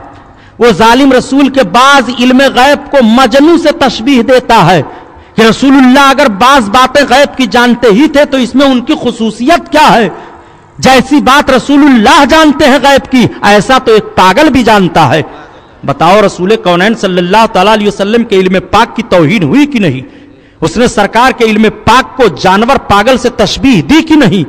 ظالم تشبیہ دے کر کے مجنون سے رسول اللہ کے علم پاک کو، اور تم مومن ہونے کا دعویٰ کر رہا ہے اور تم ایسے مولوی کا خطبہ پڑھ رہے ہو۔ اسی بنیاد پر کہا جاتا ہے ایسے لوگ جوتے کی ٹھوکر سے اڑا دیا جائیں۔ اتنے بڑے مولانا ہیں، اتنے بڑے علامہ کو آپ کیسے کافر کہہ رہے ہیں؟ ارے فرشتوں کا پڑھانے والا علامہ تو کافر ہی ہو گیا تھا، اور مولویوں کو پڑھانے والے علامہ کی کیا حیثیت ہے؟ آپ ذرا غور فرمائیے۔ میں آپ سے پوچھنا چاہتا ہوں، کیا ابلیس اور حضرت آدم کا تعلق عبادت سے تھا؟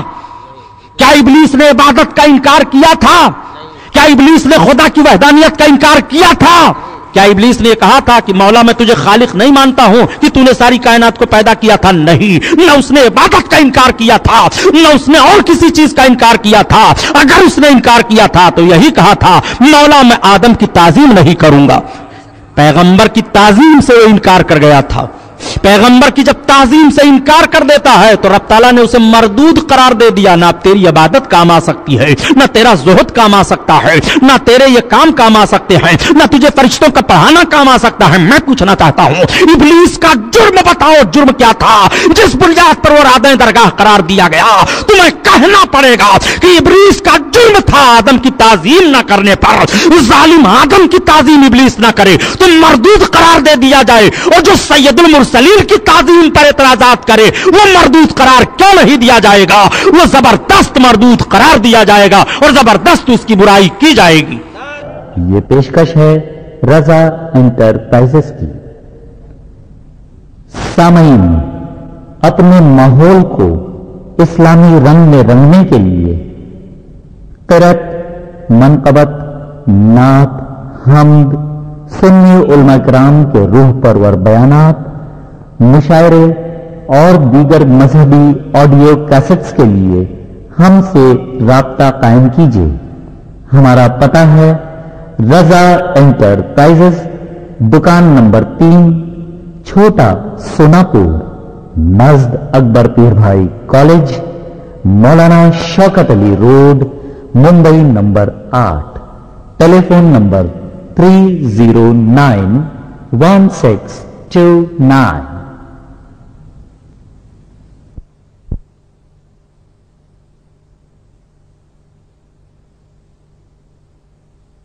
نوٹ کرو مولوی صاحب، میں بتا دوں तुम्हारी कलई खोल करके रख देता हूं।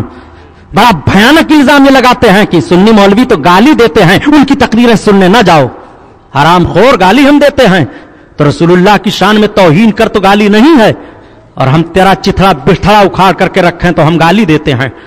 इमाम हुसैन की तो तौहीन कर तो गाली नहीं है, और हम हजरत इमाम हुसैन के नाम का खुतबा पढ़ें और लोगों से कहें कि इमाम हुसैन के किरदार को अपनाओ, बुराइयों को छोड़ो, अच्छाइयों को अपनाओ, तो हम गाली देते हैं। इतना ये जुमला फैला दिया है पूरे हिंदुस्तान में कि बरेलवी मौलवी तो गाली देते हैं, बरेलवी मौलवी तो गाली देते हैं। बरेली का नाम सुनकर के तुम्हारे कलेजे पर सांप लौटने लगता है। सबसे पहले तुम्हारा बखिया बरेली के मौलाना अहमद रजा खान ने उधेड़ा है। सुन, देख ले तक़वीतुल ईमान किताब, जो हिंदुस्तान में उर्दू जबान में छप करके तेरे कुतुब खाना में भी है, तेरे घर में भी है वो किताब।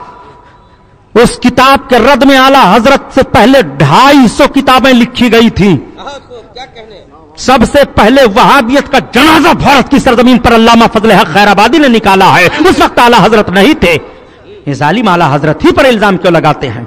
खोल दूं तेरा राज और उठा कुल्लियात अकबाल देख। आज वो कुल्लियात अकबाल जो अशार में हैं, अल डॉक्टर अकबाल के अशार हैं। डॉक्टर अकबाल ने जो अशार कहे हैं, डॉक्टर अकबाल के कलाम इकट्ठा किए गए, उस किताब का नाम है कुल्लियात अकबाल। कुल्लियात अकबाल को निसाब में भी दाखिल किया गया है। कुल्लियात अकबाल को ये पढ़ते भी हैं। कुल्लियात अकबाल में बाले जिब्रील है, यज़दा है, फला है, ढका है, ये सब सारे बाब, छोटे छोटे मुख्तसर रिसाले जो थे वो सब इकट्ठा करके उसका नाम कुल्लियात अकबाल रख दिया गया है। डॉक्टर अकबाल ने तुम्हारे बारे में क्या कहा है? तुमने कभी भी डॉक्टर अकबाल को बुरा नहीं कहा। बड़े फख्र से डॉक्टर अकबाल को मफक्र इस्लाम कहते हो। आखिर समझ में बात नहीं आती कि एक आदमी तुम्हें 25 थप्पड़ मार रहा है, उसकी तरफ तुम निगाह भी नहीं उठाते, और एक आदमी सिर्फ इतने कह देता है कि ये चोर है, वह उसी पर सब टूट पड़ते हो। सबसे पहले जिन लोगों ने तुम्हारी तोड़ाई की है उनका नाम ही नहीं लेते हो। आला हजरत अजीमुल बरकत ने तो कौम के सामने रख दिया था, ये हैं गुरु घंटाल लोग, इनको पहचान लो भारत की सरजमीन पर। ये हैं पीरे मुगा लोग, ये हैं कौम की आबरू बेचने वाले, इश्क़े रसूल का जनाजा तुम्हारे दिल से निकालने वाले यही लोग हैं, देख लो। कहते हैं कि साहब सबसे बड़े मुआहिद हम हैं। ये सब बरेलवी लोग बिदाती लोग हैं, खुराफात करते हैं, ढोल तबला बजाते हैं, सरंगी बजाते हैं, कब्रों पर नाचते हैं, गाते हैं, यही सब इनका मसलक है, सब बिदाती लोग हैं। यही जुमला कहते हैं कि नहीं कहते हैं? तो ये जुमला कौन कहलवा रहा है? ढोल तबला सरंगी छोड़ो तो उन पागलों को भी मैं मुखातब करता हूं कि जिन पागलों की बुनियाद पर पूरे बरेलवियत पर इल्जाम आ रहा है। आला हजरत ने कहीं बता दो, कहीं लिख दिया हो कि औरतों का मज़ारात पर जाना जायज है? नारा मारते हैं मसलके आला हजरत जिंदाबाद। अब बीवी को लेकर के कब्र पर सैर करा रहे हैं, मज़ारों पर जाकर के कव्वाली हो रही है, पीर बाबा बैठे हैं मुर्गा बने हुए, नोटें निकल रही हैं, मसलके आला हजरत जिंदाबाद। ला हौला वला कुव्वता इल्ला बिल्लाह, ये मसलके आला हजरत है। खुदा की कसम मसलके आला हजरत को तुम देख लो ऐसे तो शीशा की तरह से चमक रहा है। मसलके आला हजरत तो यह है कि आला हजरत ने फरमा दिया कि मजामीर के साथ कव्वाली हराम है, हराम है, हराम है, हराम। उन लोगों से मैं पूछना चाहता हूं जो मसलके आला हजरत का नारा लगाते हैं, हमारे पीर साहब कव्वाली सुनते थे इसलिए हम सुन रहे हैं।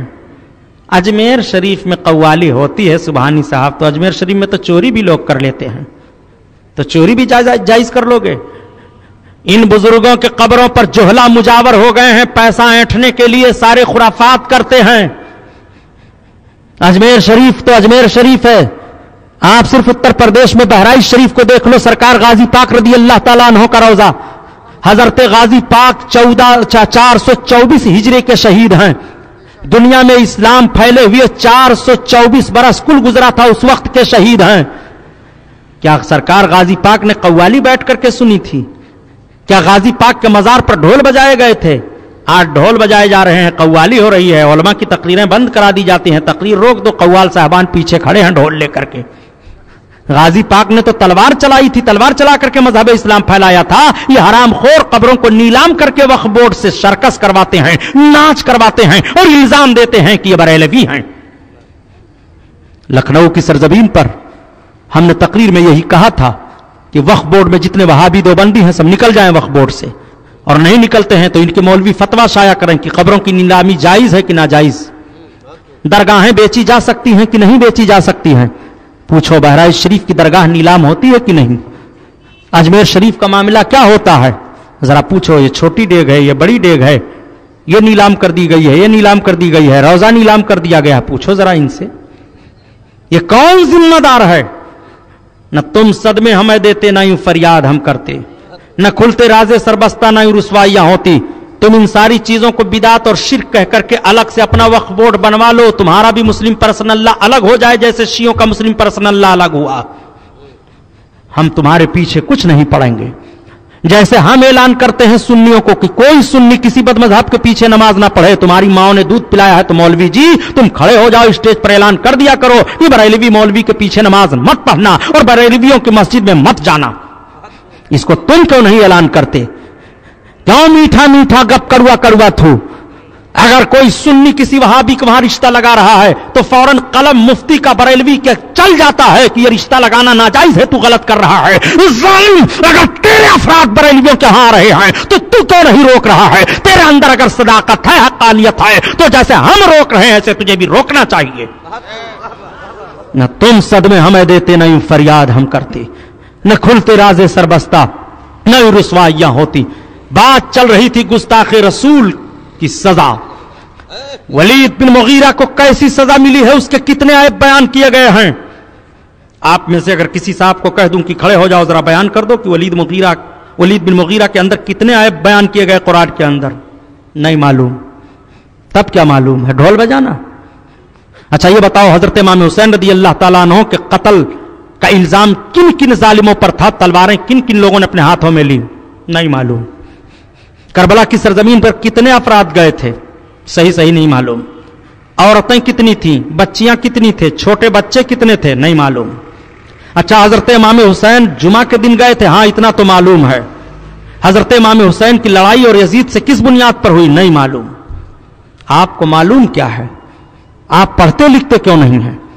आप देखते भालते क्यों नहीं हैं? आप तजर्बा क्यों नहीं करते हैं? आप सुनते क्यों नहीं हैं? कुरान तिलावत करो, कुरान पढ़ो, कुरान 10 ऐब अपने रसूल के दुश्मन का बयान कर रहा है।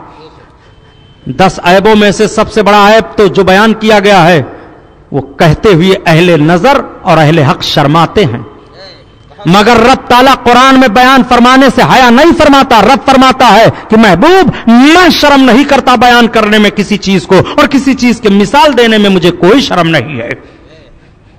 अल्लाह ताला ने मकड़ी से और पिस्सू से मिसाल दे दी तो कुफ्फार और मुशरिकीन हंसने लगे कि रब वो है जो मकड़ी से और पिस्सू से, मच्छर से मिसाल दे रहा है। तो रब ताला ने फरमाया महबूब रब तुम्हारा किसी चीज के मिसाल देने से शर्माता नहीं है।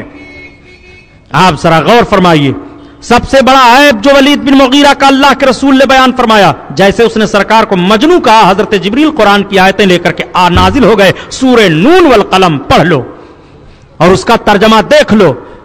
अल्लाह के रसूल सल्लल्लाहु अलैहि वसल्लम पर जब नाजिल हुई आयतें मेरे महबूब ने पढ़ करके सुना दिया, और आयतों का पढ़ करके सुनाना था कि वलीद बिन मुगीरा बौखला उठा।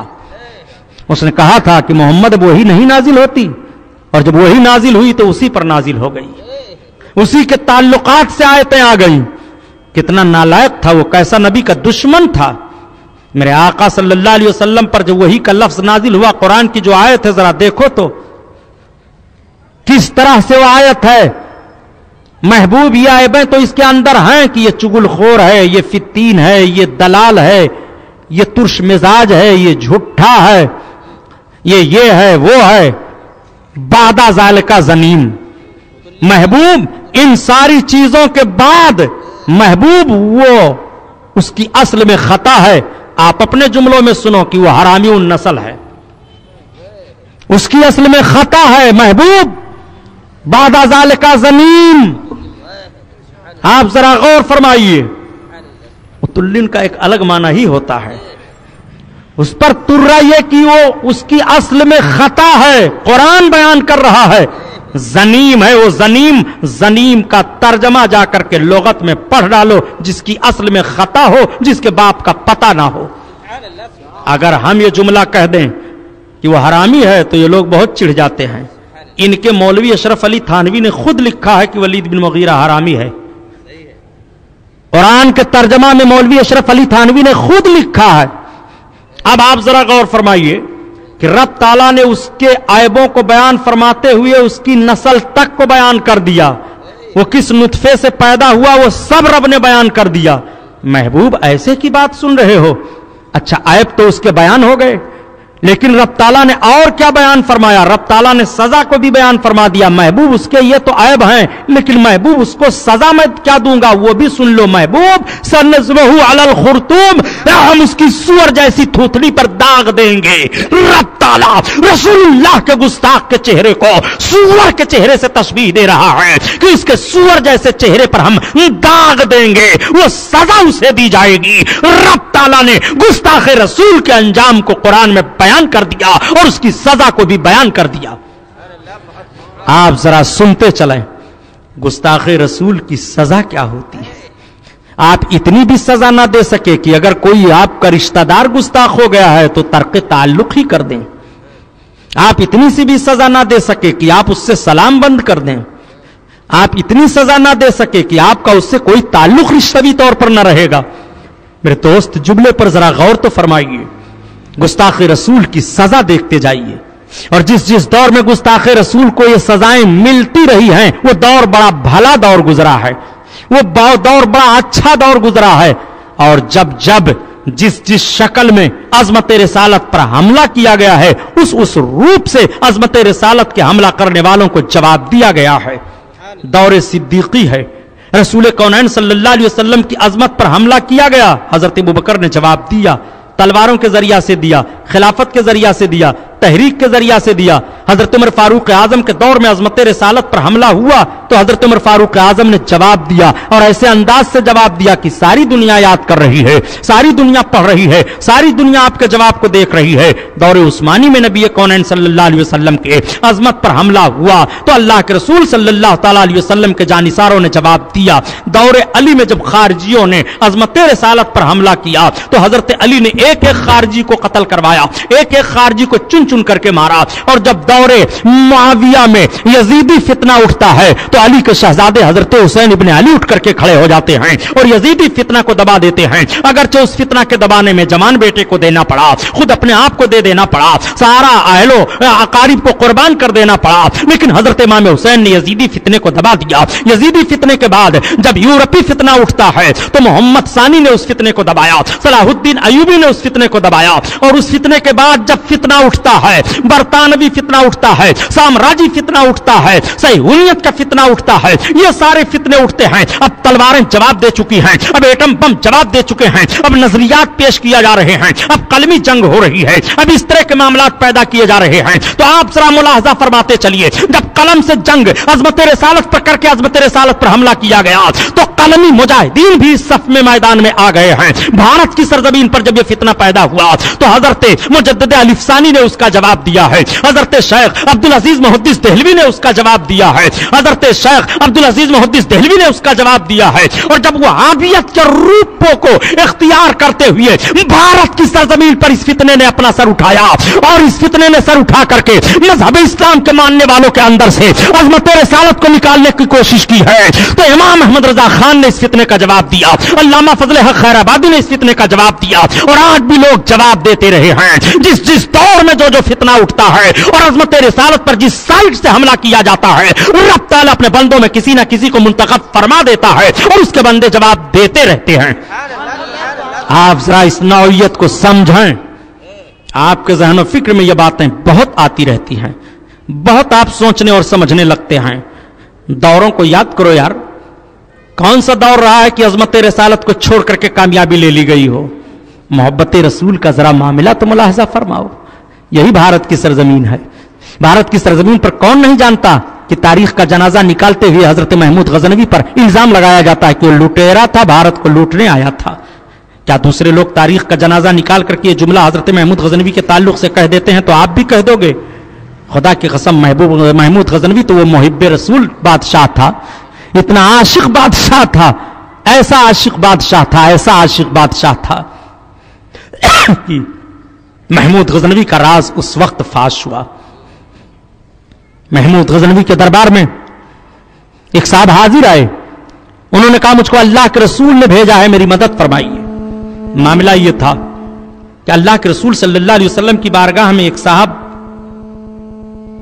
हाजिर थे। उन्होंने अर्ज किया, या रसूल अल्लाह, मेरी दोनों आंखें चली गई हैं, मुझे रोशनी नहीं है, सरकार मुझे रोशनी अता फरमा दें, मेरे आका मुझे बीनाई दे दें। देखो नबी से मांग रहे हैं। तो नबी क्या फरमाते हैं, आज जब आप मदीना शरीफ जाइए और सरकार के रोजा की तरफ हाथ उठा करके दुआ मांगिए तो नादान फेरता है काबा, काबा यानी काबा की तरफ हाथ उठा करके दुआ मांगनी जायज है, और रोजे रसूलुल्लाह की तरफ हाथ उठा करके दुआ मांगनी शिरक है। ऐलान क्यों नहीं कर देते हो?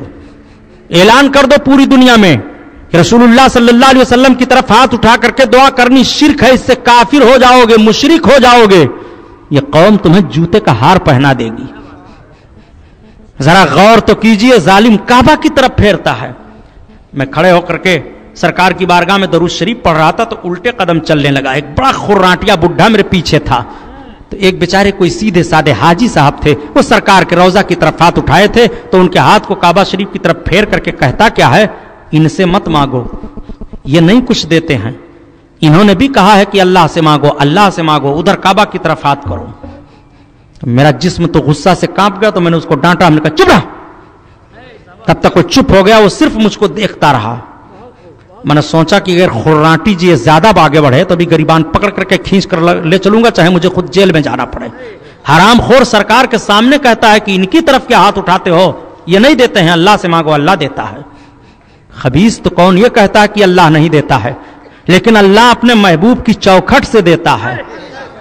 रब ताला अपनी महबूब की चौखट से अता फरमाएगा। महबूब की चौखट छोड़ करके मांगोगे तो कुछ नहीं पाओगे। ये सहाबी हैं, सरकार से अर्ज करते हैं मेरे आंख की बीनाई खत्म हो गई है, या रसूल अल्लाह मुझे आंख अता कर दीजिए। आका करीम सल्लल्लाहु अलैहि वसल्लम ने इरशाद फरमाया, अच्छा तुम इस तरह से दुआ मांगो, 2 रकात नमाज पढ़ लो और 2 रकात नमाज पढ़ने के बाद इस तरह से दुआ मांगो, ए अल्लाह मैं तेरे नबी के तवस्सुल से मैं तेरी तरफ मुतवज्जे होता हूं, तू अपने नबी रहमत के तवस्सुल से ए अल्लाह मुझे आंख अता फरमा दे, या रसूल अल्लाह मैं आपकी बारगाह में मुतवज्जे होता हूं। और फिर यह कहो कि या रसूल अल्लाह मैं आपकी बारगाह में मुतवज्जे होता हूं। हदीस शरीफ के अल्फाज पढ़ो तो खुदा की कसम ईमान ताजा हो जाता है। और जैसे वो रब की बारगाह में अर्ज करते हैं, परवरदिगार मैं तेरी बारगाह में तेरे नबी के तवस्सुल से अर्ज गुजार होता हूं, तवज्जो होता हूं, ए परवरदिगार मैं तेरे महबूब की बारगाह में तवज्जो करता हूं, मुझे अता फरमा दे। इतना जैसे कहते हैं उनकी आंख की बीनाई पलट आती है, उनकी आंखें रोशन हो जाती हैं। अब आला हजरत अजीमुल बरकत का शेर पढ़ो, तभी तो आला हजरत कह गए, आंख आता कीजिए इसमें ज़िया दीजिए, या रसूल अल्लाह आंख आता कीजिए इसमें ज़िया दीजिए, और जलवा करीब आ गया तुम पे करो दुरूद, जलवा करीब आ गया तुम पे करो दुरूद।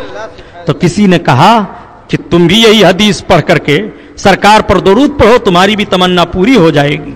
तो वो सरकार पर दुरूद शरीफ कसरत से पढ़ने लगे, तो सरकार ने ख्वाब में इजाजत दिया कि तुम चले जाओ महमूद गजनवी के पास और कह दो कि मेरी ये तमन्ना पूरी कर दीजिए, मेरी ये जरूरतें हैं।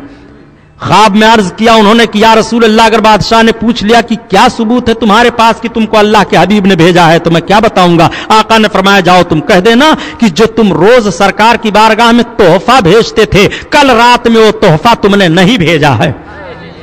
वो आए, महमूद गजनवी बैठे हुए हैं, महमूद गजनवी को सलाम किया, कहा सुल्तान कहा, मैं एक फरियाद लेकर के आपके पास आया हूं, मेरी ये जरूरतें हैं, आप पूरी कर दीजिए, मुझको अल्लाह के रसूल ने भेजा है। सरकार का नाम सुनना था कि सुल्तान खड़े हो गए।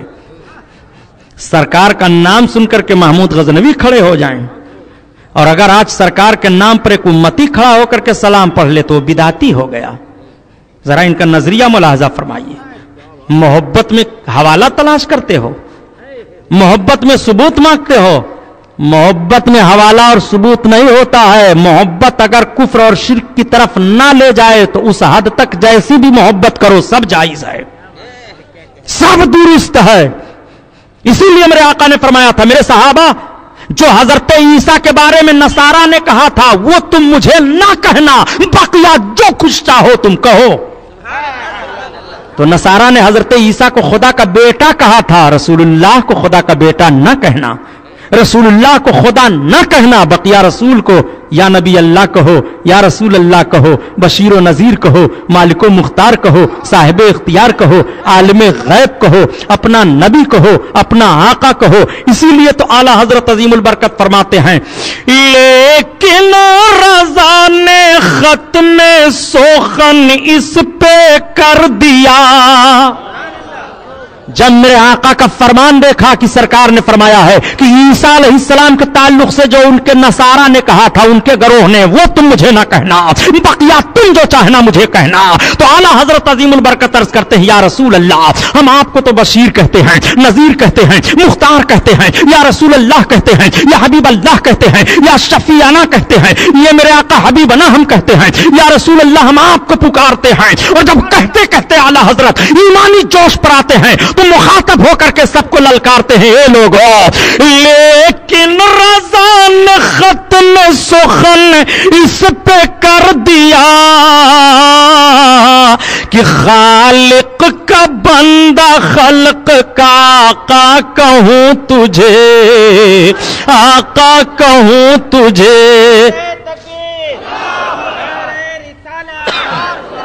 शहीद आजम आला हजरत खालिक का बंदा खल्क का आका कहूं तुझे, आका कहूं तुझे। आओ जरा देखो, महमूद गजनवी हैं। महमूद गजनवी उठकर खड़े हो गए सरकार का नाम सुनते ही कि आका ने मेरी बारगाह में भेजा है। जबान वाह होती है, खुल जाती है। आने वाले, क्या मैं ये पूछ सकता हूं कि तुम्हारे पास क्या सबूत है कि मेरे आका ने मुझ गुनहगार को तुमको मुझ गुनहगार के पास भेज दिया और मुझ गुनहगार को मेरे सरकार ने याद कर लिया। उस आने वाले ने मुस्कुराते हुए कहा, सुल्तान खुश हो जाओ, नबी कौनैन ने सच है आपके पास मुझे भेजा है। और मेरे आका ने फरमाया है, आपके सवाल से पहले पहले मैंने ये सरकार से अर्ज कर दिया था कि या रसूल अल्लाह, अगर वो मुझसे पूछ लेंगे तो मैं क्या बताऊंगा। तो आका ने फरमाया, कह देना कल रात में जो तोहफा भेजा करते थे मेरे पास, वो तोहफा कल रात में नहीं आया है। तब तक सुल्तान ने बढ़ करके आने वाले को सीने से लगाया, पेशानी का बोसा ले लिया और अपने बगल में बैठाते हुए कहा, हे अरकान सल्तनत गवाह हो जाओ, मैं अपने आका की बारगाह में सोने से पहले पहले 3 मरतबा दरूद पढ़ लिया करता था। वो दरूद मैं कल भूल गया था, नहीं पढ़ पाया था। मेरे आका दरूद को कबूल फरमा रहे हैं और मेरे सरकार सुन रहे हैं। अस्माओ सलाता अहले मोहब्बती व आरिफहुम, मैं मोहब्बत वालों के दरूद को सुनता हूं, उन सबको मैं पहचानता हूं। आप जरा गौर फरमाइए, मोहब्बत की चाशनी मुलाहिजा कीजिए। वही महमूद गजनवी हैं। महमूद गजनवी का सदका है जो हिंदुस्तान में जी रहे हो, खा रहे हो। आज दूसरी कौमें महमूद गजनवी की तारीखों को पढ़ करके तुम्हें ललकारती हैं और यह कहती हैं कि अब महमूद गजनवी नहीं बन पाओगे, अब तुम सलाहुद्दीन अयूबी नहीं बन पाओगे, अब तुम मोहम्मद बिन कासिम नहीं बन पाओगे। सही है, हम मोहम्मद बिन कासिम अगर हिंदुस्तान में नहीं बन पाएंगे तो तुम भी राजा दाहिर नहीं बन पाओगे। हम अगर महमूद गजनवी हिंदुस्तान में नहीं बन पाएंगे तो तुम सोमनाथ के किले में जैसे अय्याश लोग थे, उस तरह से अय्याशी का बाजार भी नहीं गर्म कर पाओगे। हम महमूद गजनवी तो ना बन पाएंगे, मगर महमूद गजनवी के गुलाम जरूर रहेंगे।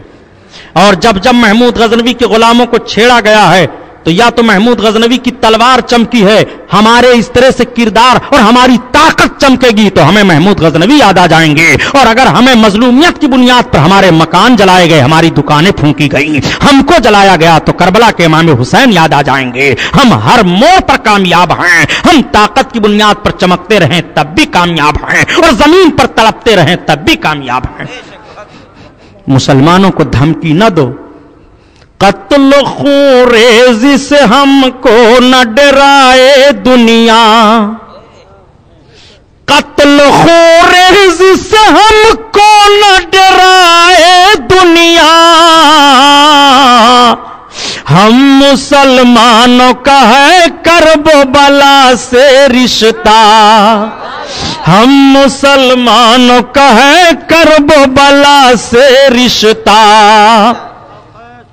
رضا جامع مسجد کے ارکان چندہ لے چکے؟ ابھی کہاں لے چکے یار؟ ہم کو کسی نے نہیں دیا کہ سبحانی صاحب مسجد کے لیے دے رہا ہوں۔ آپ ہم کو جو نعت پڑھنے پر دے دیتے ہو یہ تو ہمارا ہو جاتا ہے خرچہ برچہ، کبھی 40 مل جاتا ہے، کبھی 90 مل جاتا ہے۔ ایک صاحب آج ہم سے کہنے لگے عصر کے بعد کہ حضرت آپ بھی انعام پاتے ہوں گے؟ ہم نے کہا الحمدللہ۔ کل کتنا ملا تھا؟ ہم نے کہا 40 روپے۔ کہا 40 سے فاضل نہیں پایا، پر ہم نے کہا 40 مل جائے تو کیا اور پاؤ گے یار؟ سارا ایصال ثواب فاتحہ درود کل 40 میں تو ختم ہوتا ہے، اس سے بھاری اور کیا ہوگا؟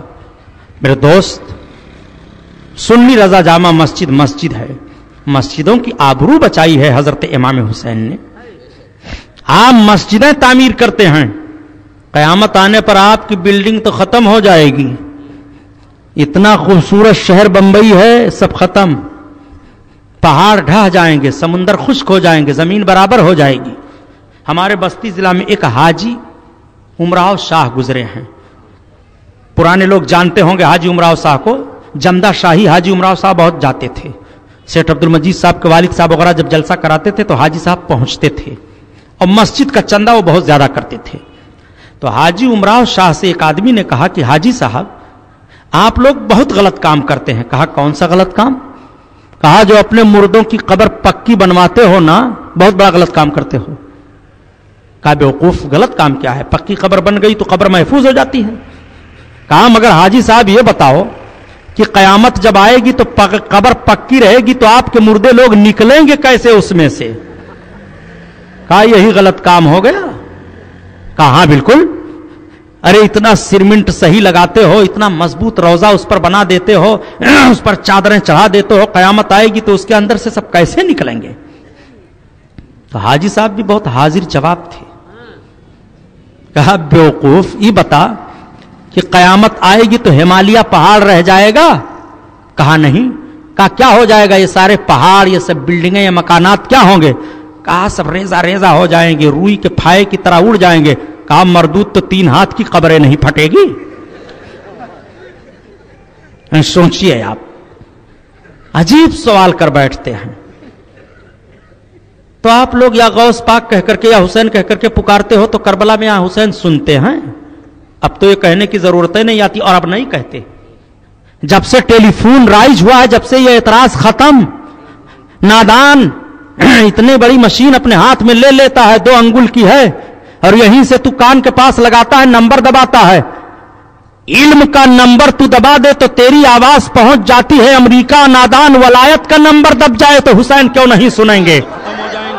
ہو جائیں گی کیا مسجدیں بھی ڈھہ جائیں گی؟ علم کا نمبر تو عدد دبا رہا ہے علم ریاضی سے، تو عدد میں اتنی طاقت ہے کہ اس عدد کو تو نے دبا دیا تو عدد اسی ٹاور کو پکڑ رہا ہے، اسی تار کو پکڑ رہا ہے، اسی لائن پر آواز جا رہی ہے۔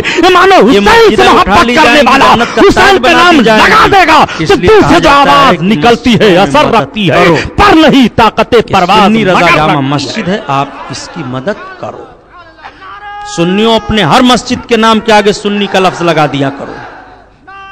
آج ہندوستان میں 2 ہی فرقہ رجسٹرڈ ہے، یہ تو عجیب بیوقوف لوگ کل ہیں بھائی۔ آپ تو فخریہ کہہ دیتے ہیں ہم سنی ہیں، اور جیسے آپ نے سنی کہا بس ذہن پھٹ سے چلا جاتا ہے بریلوی ہے یہ۔ اور یہ کیا کہتے ہیں؟ یہ خدا آپ کو کہتے ہیں سنی بھائی لوگ ہیں تو تم وہابی ہو، دیوبندی ہو، اور ہندوستان کے رجسٹر میں وہابی دیوبندی کوئی فرقہ ہی نہیں ہے مسلمانوں کا۔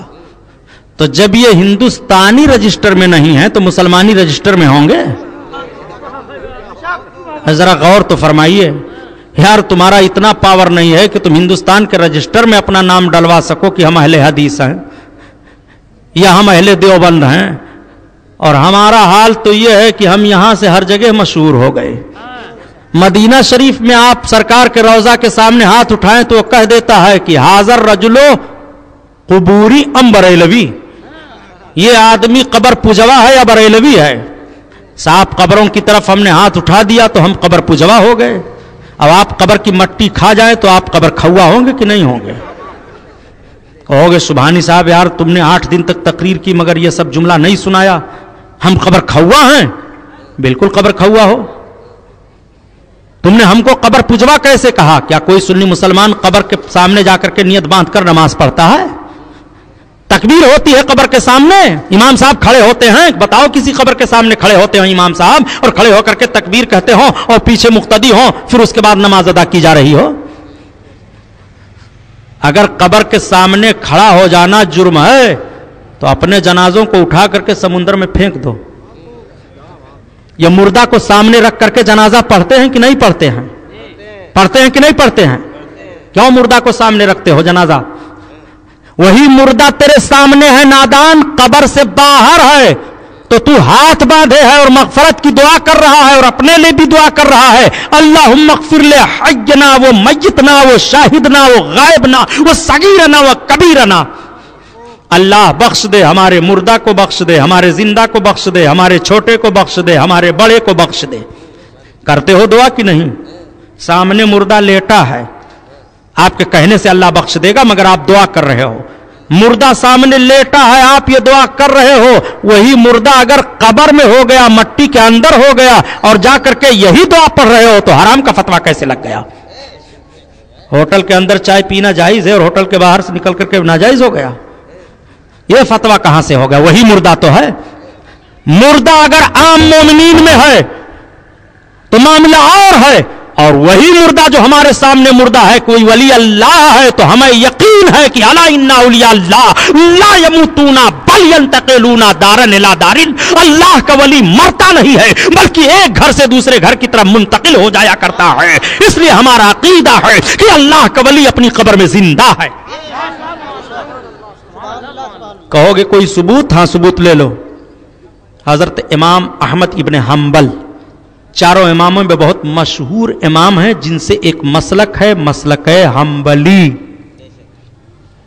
पहले मक्का शरीफ में खाने काबा के किनारे किनारे 4 मुसल्ले थे। कितने मुसल्ले थे? कितने मुसल्ले थे? ये हनफी मुसल्ला है, ये शाफई मुसल्ला है, ये मालिकी मुसल्ला है, ये हंबली मुसल्ला है। और चारों जमात के उलमा रहते थे, सब अहले सुन्नत थे। नमाज, रोजा, हज, ज़कात, फुरूई मसाइल, इनमें इमामों का इख्तिलाफ हुआ। मसलन हमारे वहां है कि हम मगरिब की नमाज फर्ज पहले पढ़ लेते हैं तब 2 रकात सुन्नत पढ़ते हैं। हंबली मसलक में है पहले वो 2 रकात सुन्नत पढ़ लेते हैं तब 3 रकात फर्ज पढ़ते हैं। इन्हीं मसलों में इख्तिलाफ अइम्मा में, और ये इमामों की जमात कब मुतय्यन की गई कि बस अभी इन 4 इमामों के अलावा 5वां न तस्लीम किया जाएगा। अगर उस 5वें इमाम के मसाइल इन 4 इमामों के मसाइल से मुत्तफिक हैं तो उसे बहुत बड़ा आलिम तो कहा जाएगा, मगर इमाम इन्हीं 4 के ताल्लुक से होगा, इज्तिहाद का मसला इन्हीं पर रहेगा। यह कब हुआ मालूम है? अरे यार कैसेटें आप सुनते रहते हो फिर भी नहीं याद रखते। एक साहब ने कहा कि हमको बहुत कुछ याद है। एक हाजी साहब थे तो एक बुजुर्ग के साथ रहते थे, एक दावत में गए तो दावत करने वाले ने बड़े अच्छे अंदाज से दावत की, और जब सब खाना वगैरह चुन चुके तो चुनने के बाद में उन्होंने कहा कि हुजूर अब नोश फरमाइए। सब खाने लगे। नोश का मतलब अब खाइए पीजिए। तो वो बेचारे बैठे हुए थे, याद नहीं रख पाते थे, बड़े सीधे साधे थे। कितने दिया भैया? किसने दिया है पहले बता तो बाबा। वो बच्चे ने दिया है तो नाम बता कर दिया। हाँ हाजी अब्दुल समी साहब, हाजी नसीम साहब के भाई, वो हमारे अरफाती भाई हैं, हज करने के लिए गए थे। और अल्हम्दुलिल्लाह खाने काबा का तवाफ करते हुए हमारी उनकी मुलाकात हुई। हाजी अब्दुल समी साहब ने, ये गालबन 5000 है या 10,000 है, कितना होगा? 10,000 है, ये सुन्नी रजा जामा मस्जिद को दिया। सुभान अल्लाह, अल्लाह कबूल फरमा ले, मौला इमाम हुसैन के सदका में कबूल फरमा ले। परवरदिगार हमारे इन भाइयों को जो सो जज्बा अता फरमा दे, सुन्नी रजा जामा मस्जिद में अपने हस्बे हैसियत सब मदद करें और करते रहें। नोश फरमाइए। नोश बड़ा अच्छा लफ्ज है, फारसी का जुमला है। हाजी साहब ने सोचा कि अब हजरत की दावत मैं भी अपने घर लूंगा और खाना चुनने के बाद यही जुमला मैं भी कहूंगा, तब हजरत खाने लगेंगे। گئے بیچارے, کھانے کا انتظام کیا, دسترخوان لگا دیا, کھانا رکھ دیا. حاجی صاحب یہ جملہ بھول گئے. اب گھر میں اندر جائیں باہر نکلیں, اندر جائیں باہر نکلیں, یادیں نہیں آوے جملہ. لوگوں نے کہا حاجی صاحب اب کس چیز کی کمی ہے دسترخوان پر بھائی؟ ارے اب تو اجازت دیجئے, بس حضرت رک جائیے 1 منٹ اور. پھر اندر گئے کہ یاد آ جائے, باہر آئے نہیں یاد آیا. ارے حاجی صاحب اور کچھ لانا ہے؟ نہیں حضرت بس سب کچھ ہو گیا, بس تھوڑا سا معاملہ ہے حضرت. پھر اندر گئے, پھر باہر آئے. جب عاجز ہو گئے, ان لوگوں نے بھی کہا کہ جب کچھ اب نہیں لانا ہے تو اجازت دو, کھائیں. تو کہتے کیا ہیں کہ حضرت بھول گئے, بھکوس آ جائے. یہ ہے بھولنے کا نتیجہ. نوش کو وہ بھول گئے تو نوش کو بھکوسنا کہہ دیا. تو آپ بھول جاتے ہیں. جب خلفائے عباسیہ کے دور میں رافضیوں نے سرکار کی احادیث کو بدلنا شروع کر دیا, نماز روزے کے مسئلے کو بدلنا شروع کر دیا. مثلا آپ نیت باندھ کر نماز پڑھتے ہیں, وہ ہاتھ چھوڑ کر نماز پڑھنے لگے. آپ مصلی پر یا مسجد پر, مصلی نہیں ہے تو زمین ہی پر سجدہ کر کے نماز پڑھتے ہیں, چٹائی نہیں ہے اسی پر نماز پڑھتے ہیں, یا ٹھپا رکھ کر نماز پڑھنے لگے. تو بڑی گڑبڑی مچانے لگے. اس کے بعد یہ متعین ہوا کہ علماء نے جو سرکار کی حدیثوں کو جمع کر کے روزہ نماز کے مسائل کو اکٹھا کیا ہے, ان سب کو دیکھا جائے اور ان سب مسئلوں پر اکٹھا اجتماع کر کے ایک قید لگا دی جائے کہ ان مسئلوں پر عمل کیا جائے گا, اس سے نہ آگے بڑھا جائے نہ پیچھے بڑھا جائے. تو جب سارے عالموں کی فقہ کو دیکھا گیا تو اس میں حضرت امام اعظم ابو حنیفہ کی فقہ سب سے بلند و بالا تھی اور سب سے زیادہ مکمل تھی.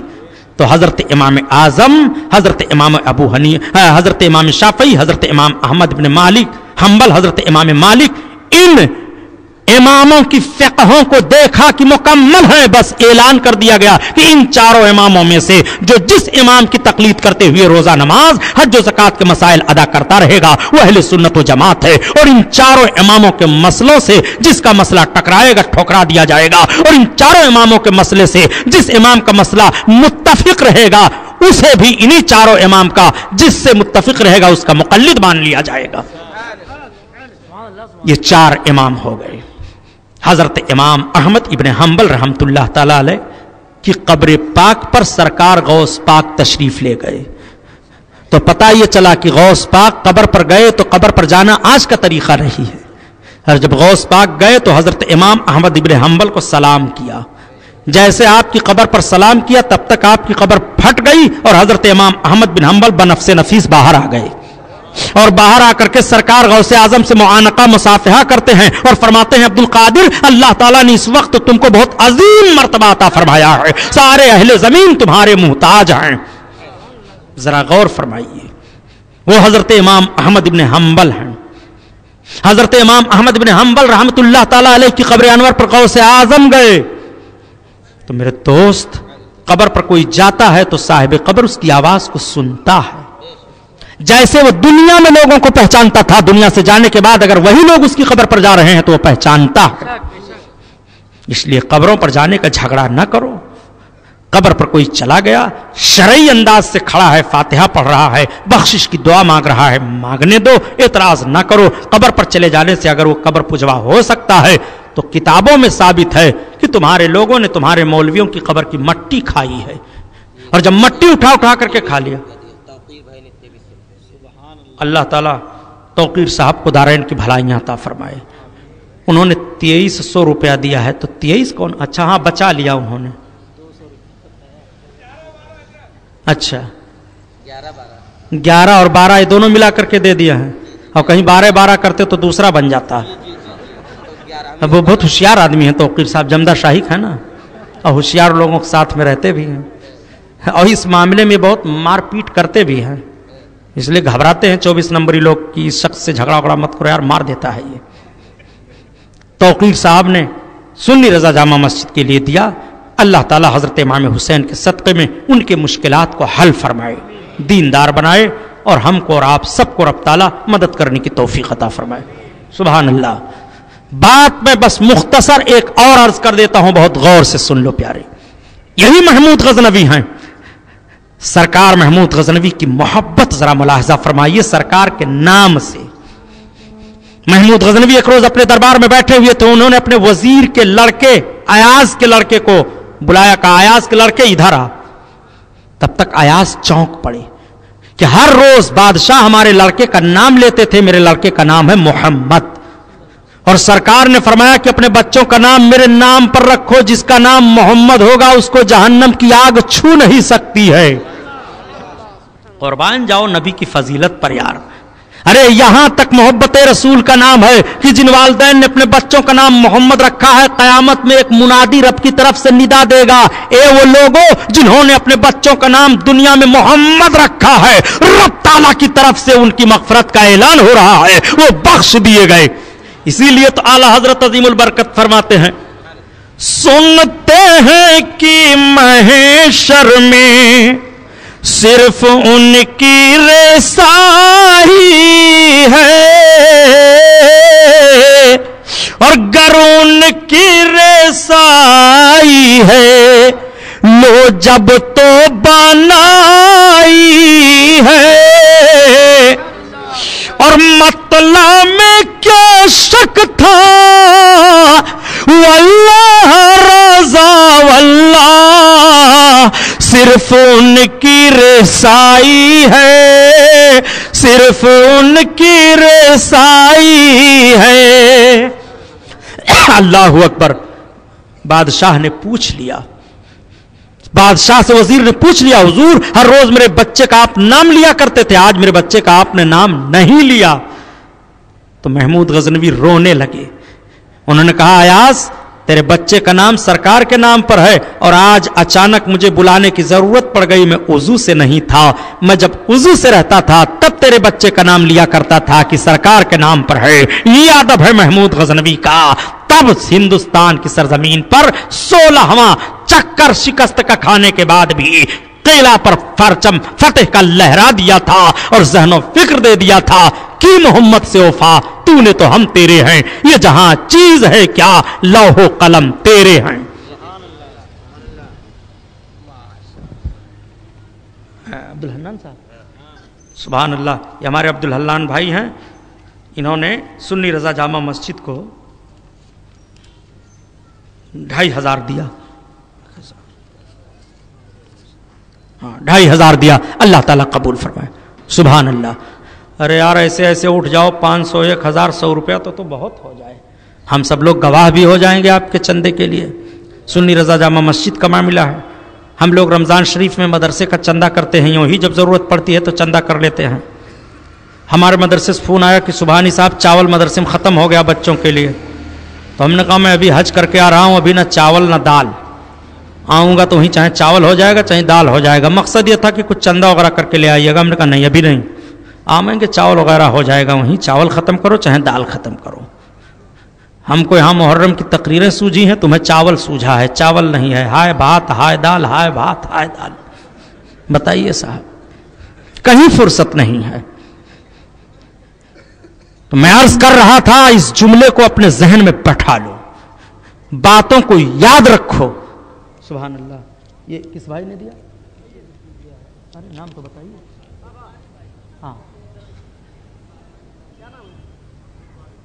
عبد الباری صاحب نے یہ 500 روپے دیے, اللہ قبول فرمائے. سبحان اللہ. عرض کر رہا تھا محبت رسول, محبت کا معاملہ صرف آخری جملہ سن لو, بس اسی سے نتیجہ نکال لو کہ اگر نیکوں سے آپ کو محبت ہے تو آپ کو یہ فائدہ پہنچے گا, اور سرکار سے محبت ہے تو کیوں نہیں فائدہ پہنچے گا. نسبت بہت بڑی چیز ہوتی ہے. میرے آقا صلی اللہ علیہ وسلم نے ایک مرتبہ ایک دسترخوان پر کھانا کھایا. حضرت انس بن مالک رضی اللہ تعالیٰ عنہ اس دسترخوان کو محفوظ کر لیتے ہیں, وہ رکھ لیتے ہیں. جب وہ اپنے گھر کسی دوست احباب کو کھانا کھلاتے تو اسی پر کھلاتے. جب دسترخوان میلا ہو جاتا تھا تو اس کو پانی سے نہیں دھلتے تھے, اس کو آگ میں ڈال دیتے تھے. بتائیے صاحب, کپڑا ہے, میرے سرکار نے اس پر کھانا کھا لیا ہے اور اپنے دست پاک کو اس کپڑے سے پوچھ لیا ہے. نبی کا ہاتھ لگ گیا کپڑے پر.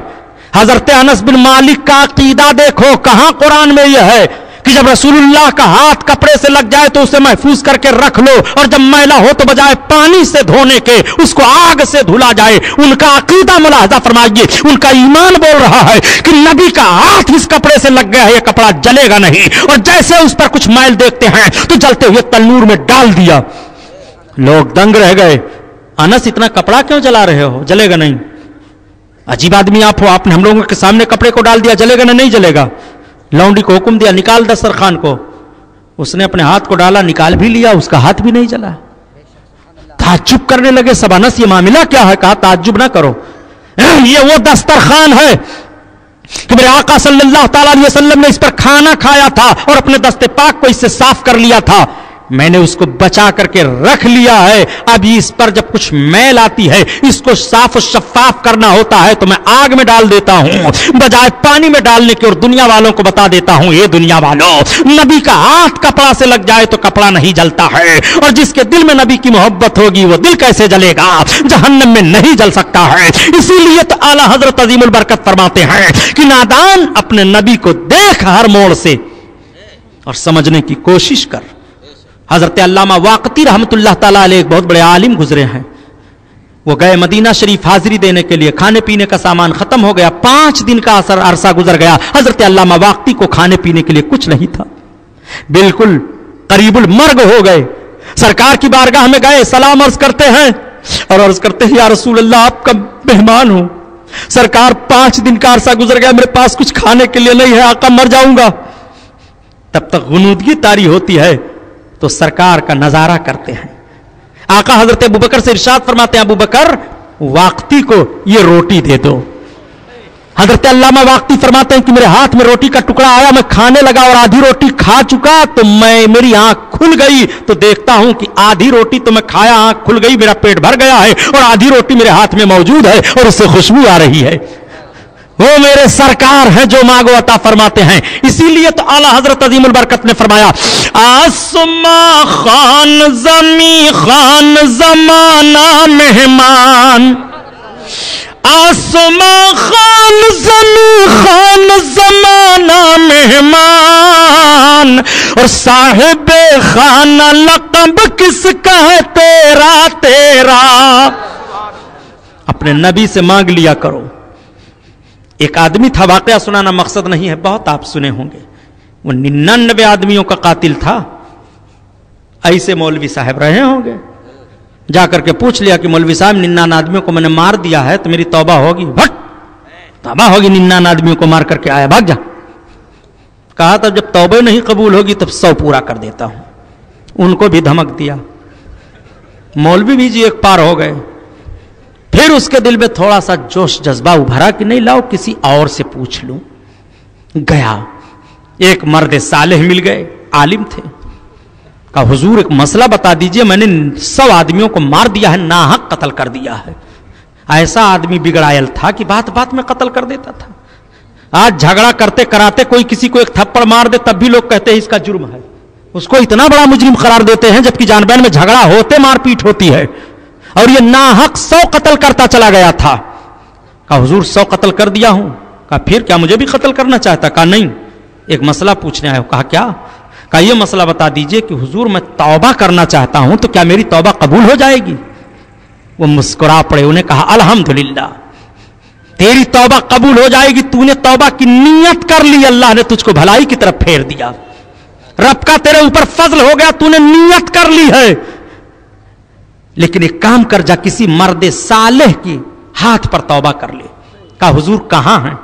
कहा चला जा फला आबादी में, करियतुस सालहीन, वो नेकों की आबादी है। हदीस शरीफ का लफ्ज है करियतुस सालहीन, नेकों की आबादी, वहां नेक लोग रहते हैं, वहीं चला जा तौबा कर ले। इसके कदम बढ़े, जिंदगी के अयाम पूरे हो गए थे, मौत आ गई। मलकल मौत ने अपना काम तमाम कर दिया, रूह को कब्ज कर लिया। अब जब रूह को कब्ज किया तो पता ही हुआ मामला कि अजाब के फरिश्तों का कब्जा इसकी रूह पर हो कि रहमत के फरिश्तों का, दोनों आ गए। रब की मशीयत देखिए कैसे मचल रही है, रब किस तरह से बख्शिश फरमा रहा है अपने बंदे की।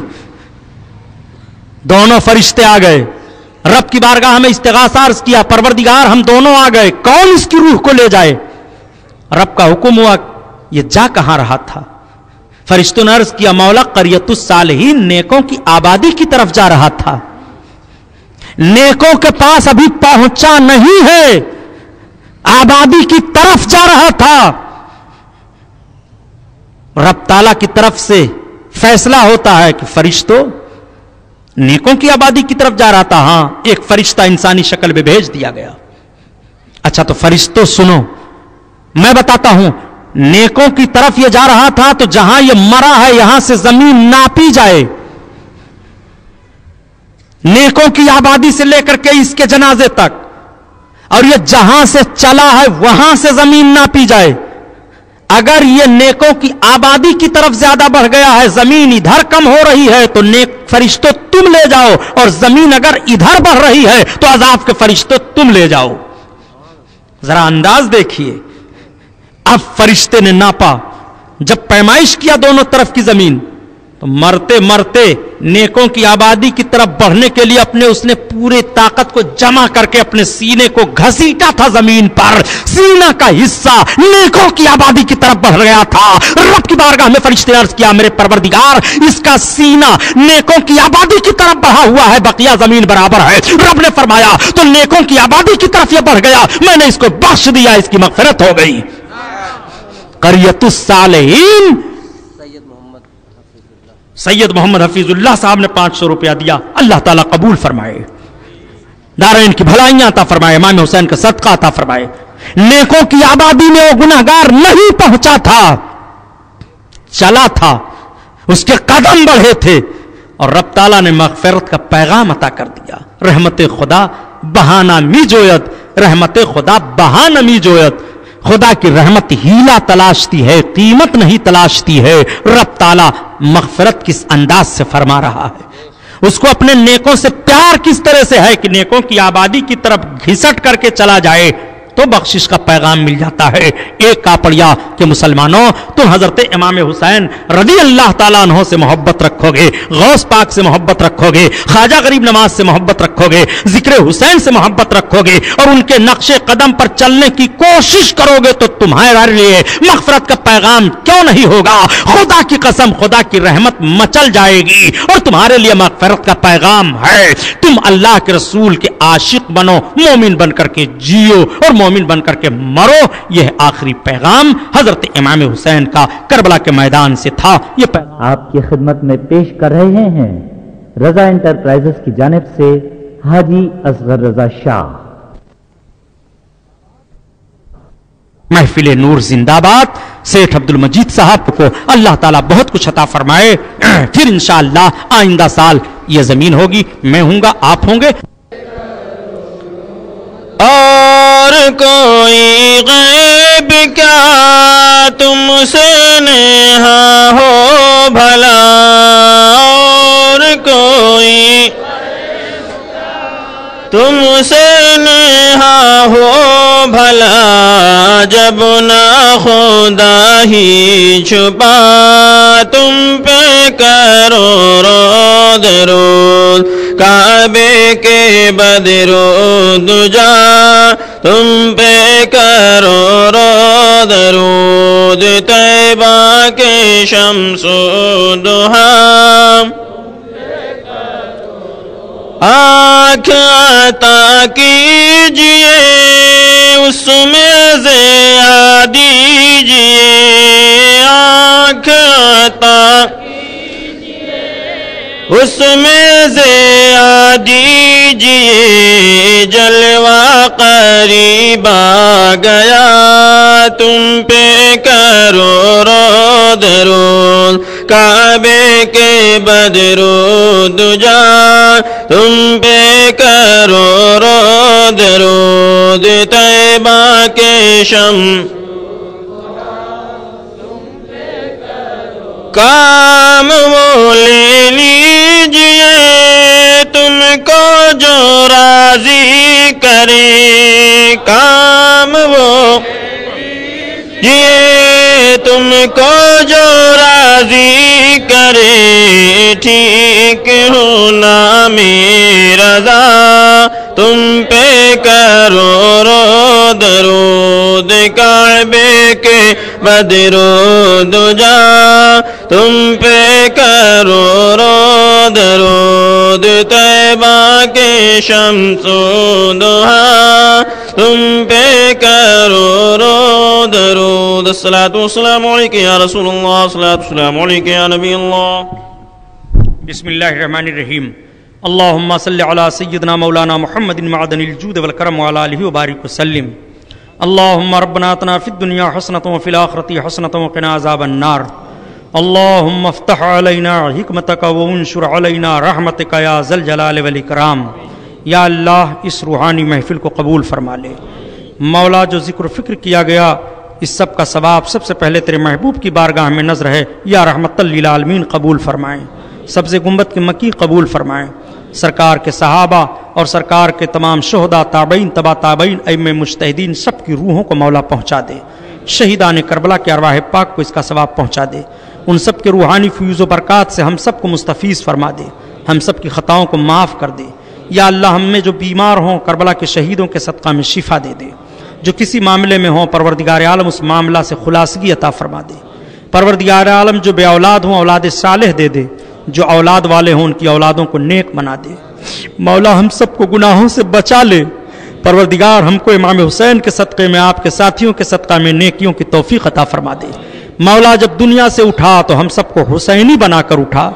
قیامت میں جب حشر فرما تو حضرت امام حسین کے جھنڈے تلے حشر فرما یا اللہ تجھے فضل کرتے نہیں لگتی بار نہ ہو مایوس تجھ سے امیدوار مولا اس محفل کے منعقد کرنے والے جتنے دوست و احباب ہیں خصوصاً سیٹھ عبد المجید صاحب ان کے صاحبزادگان اور سنی رضا جامع مسجد کے سارے ارکان کاپڑیا نگر کے خوش عقیدہ تمام مسلمانان مولا ان سب کو بھلائیاں عطا فرما دے دارین کی مولا ان سب کے معاملات کو حل فرما دے مولا کوئی کسی معاملہ میں مصیبت میں پریشانی میں ہو تو سرکار غوث پاک کے صدقہ میں اس کو اس مصیبت سے چھٹکارا عطا فرما دے مولا کربلا کے شہیدوں کا فیض عطا فرما دے یا اللہ اس نورانی محفل کو قبول فرما لے مولا امام حسین کے نام پر ان سارے جوانوں کے سارے بھائیوں خوش عقیدہ مسلمانوں کے ہاتھ اٹھے ہوئے ہیں ہم سب کے ہاتھوں کی لاج رکھ لے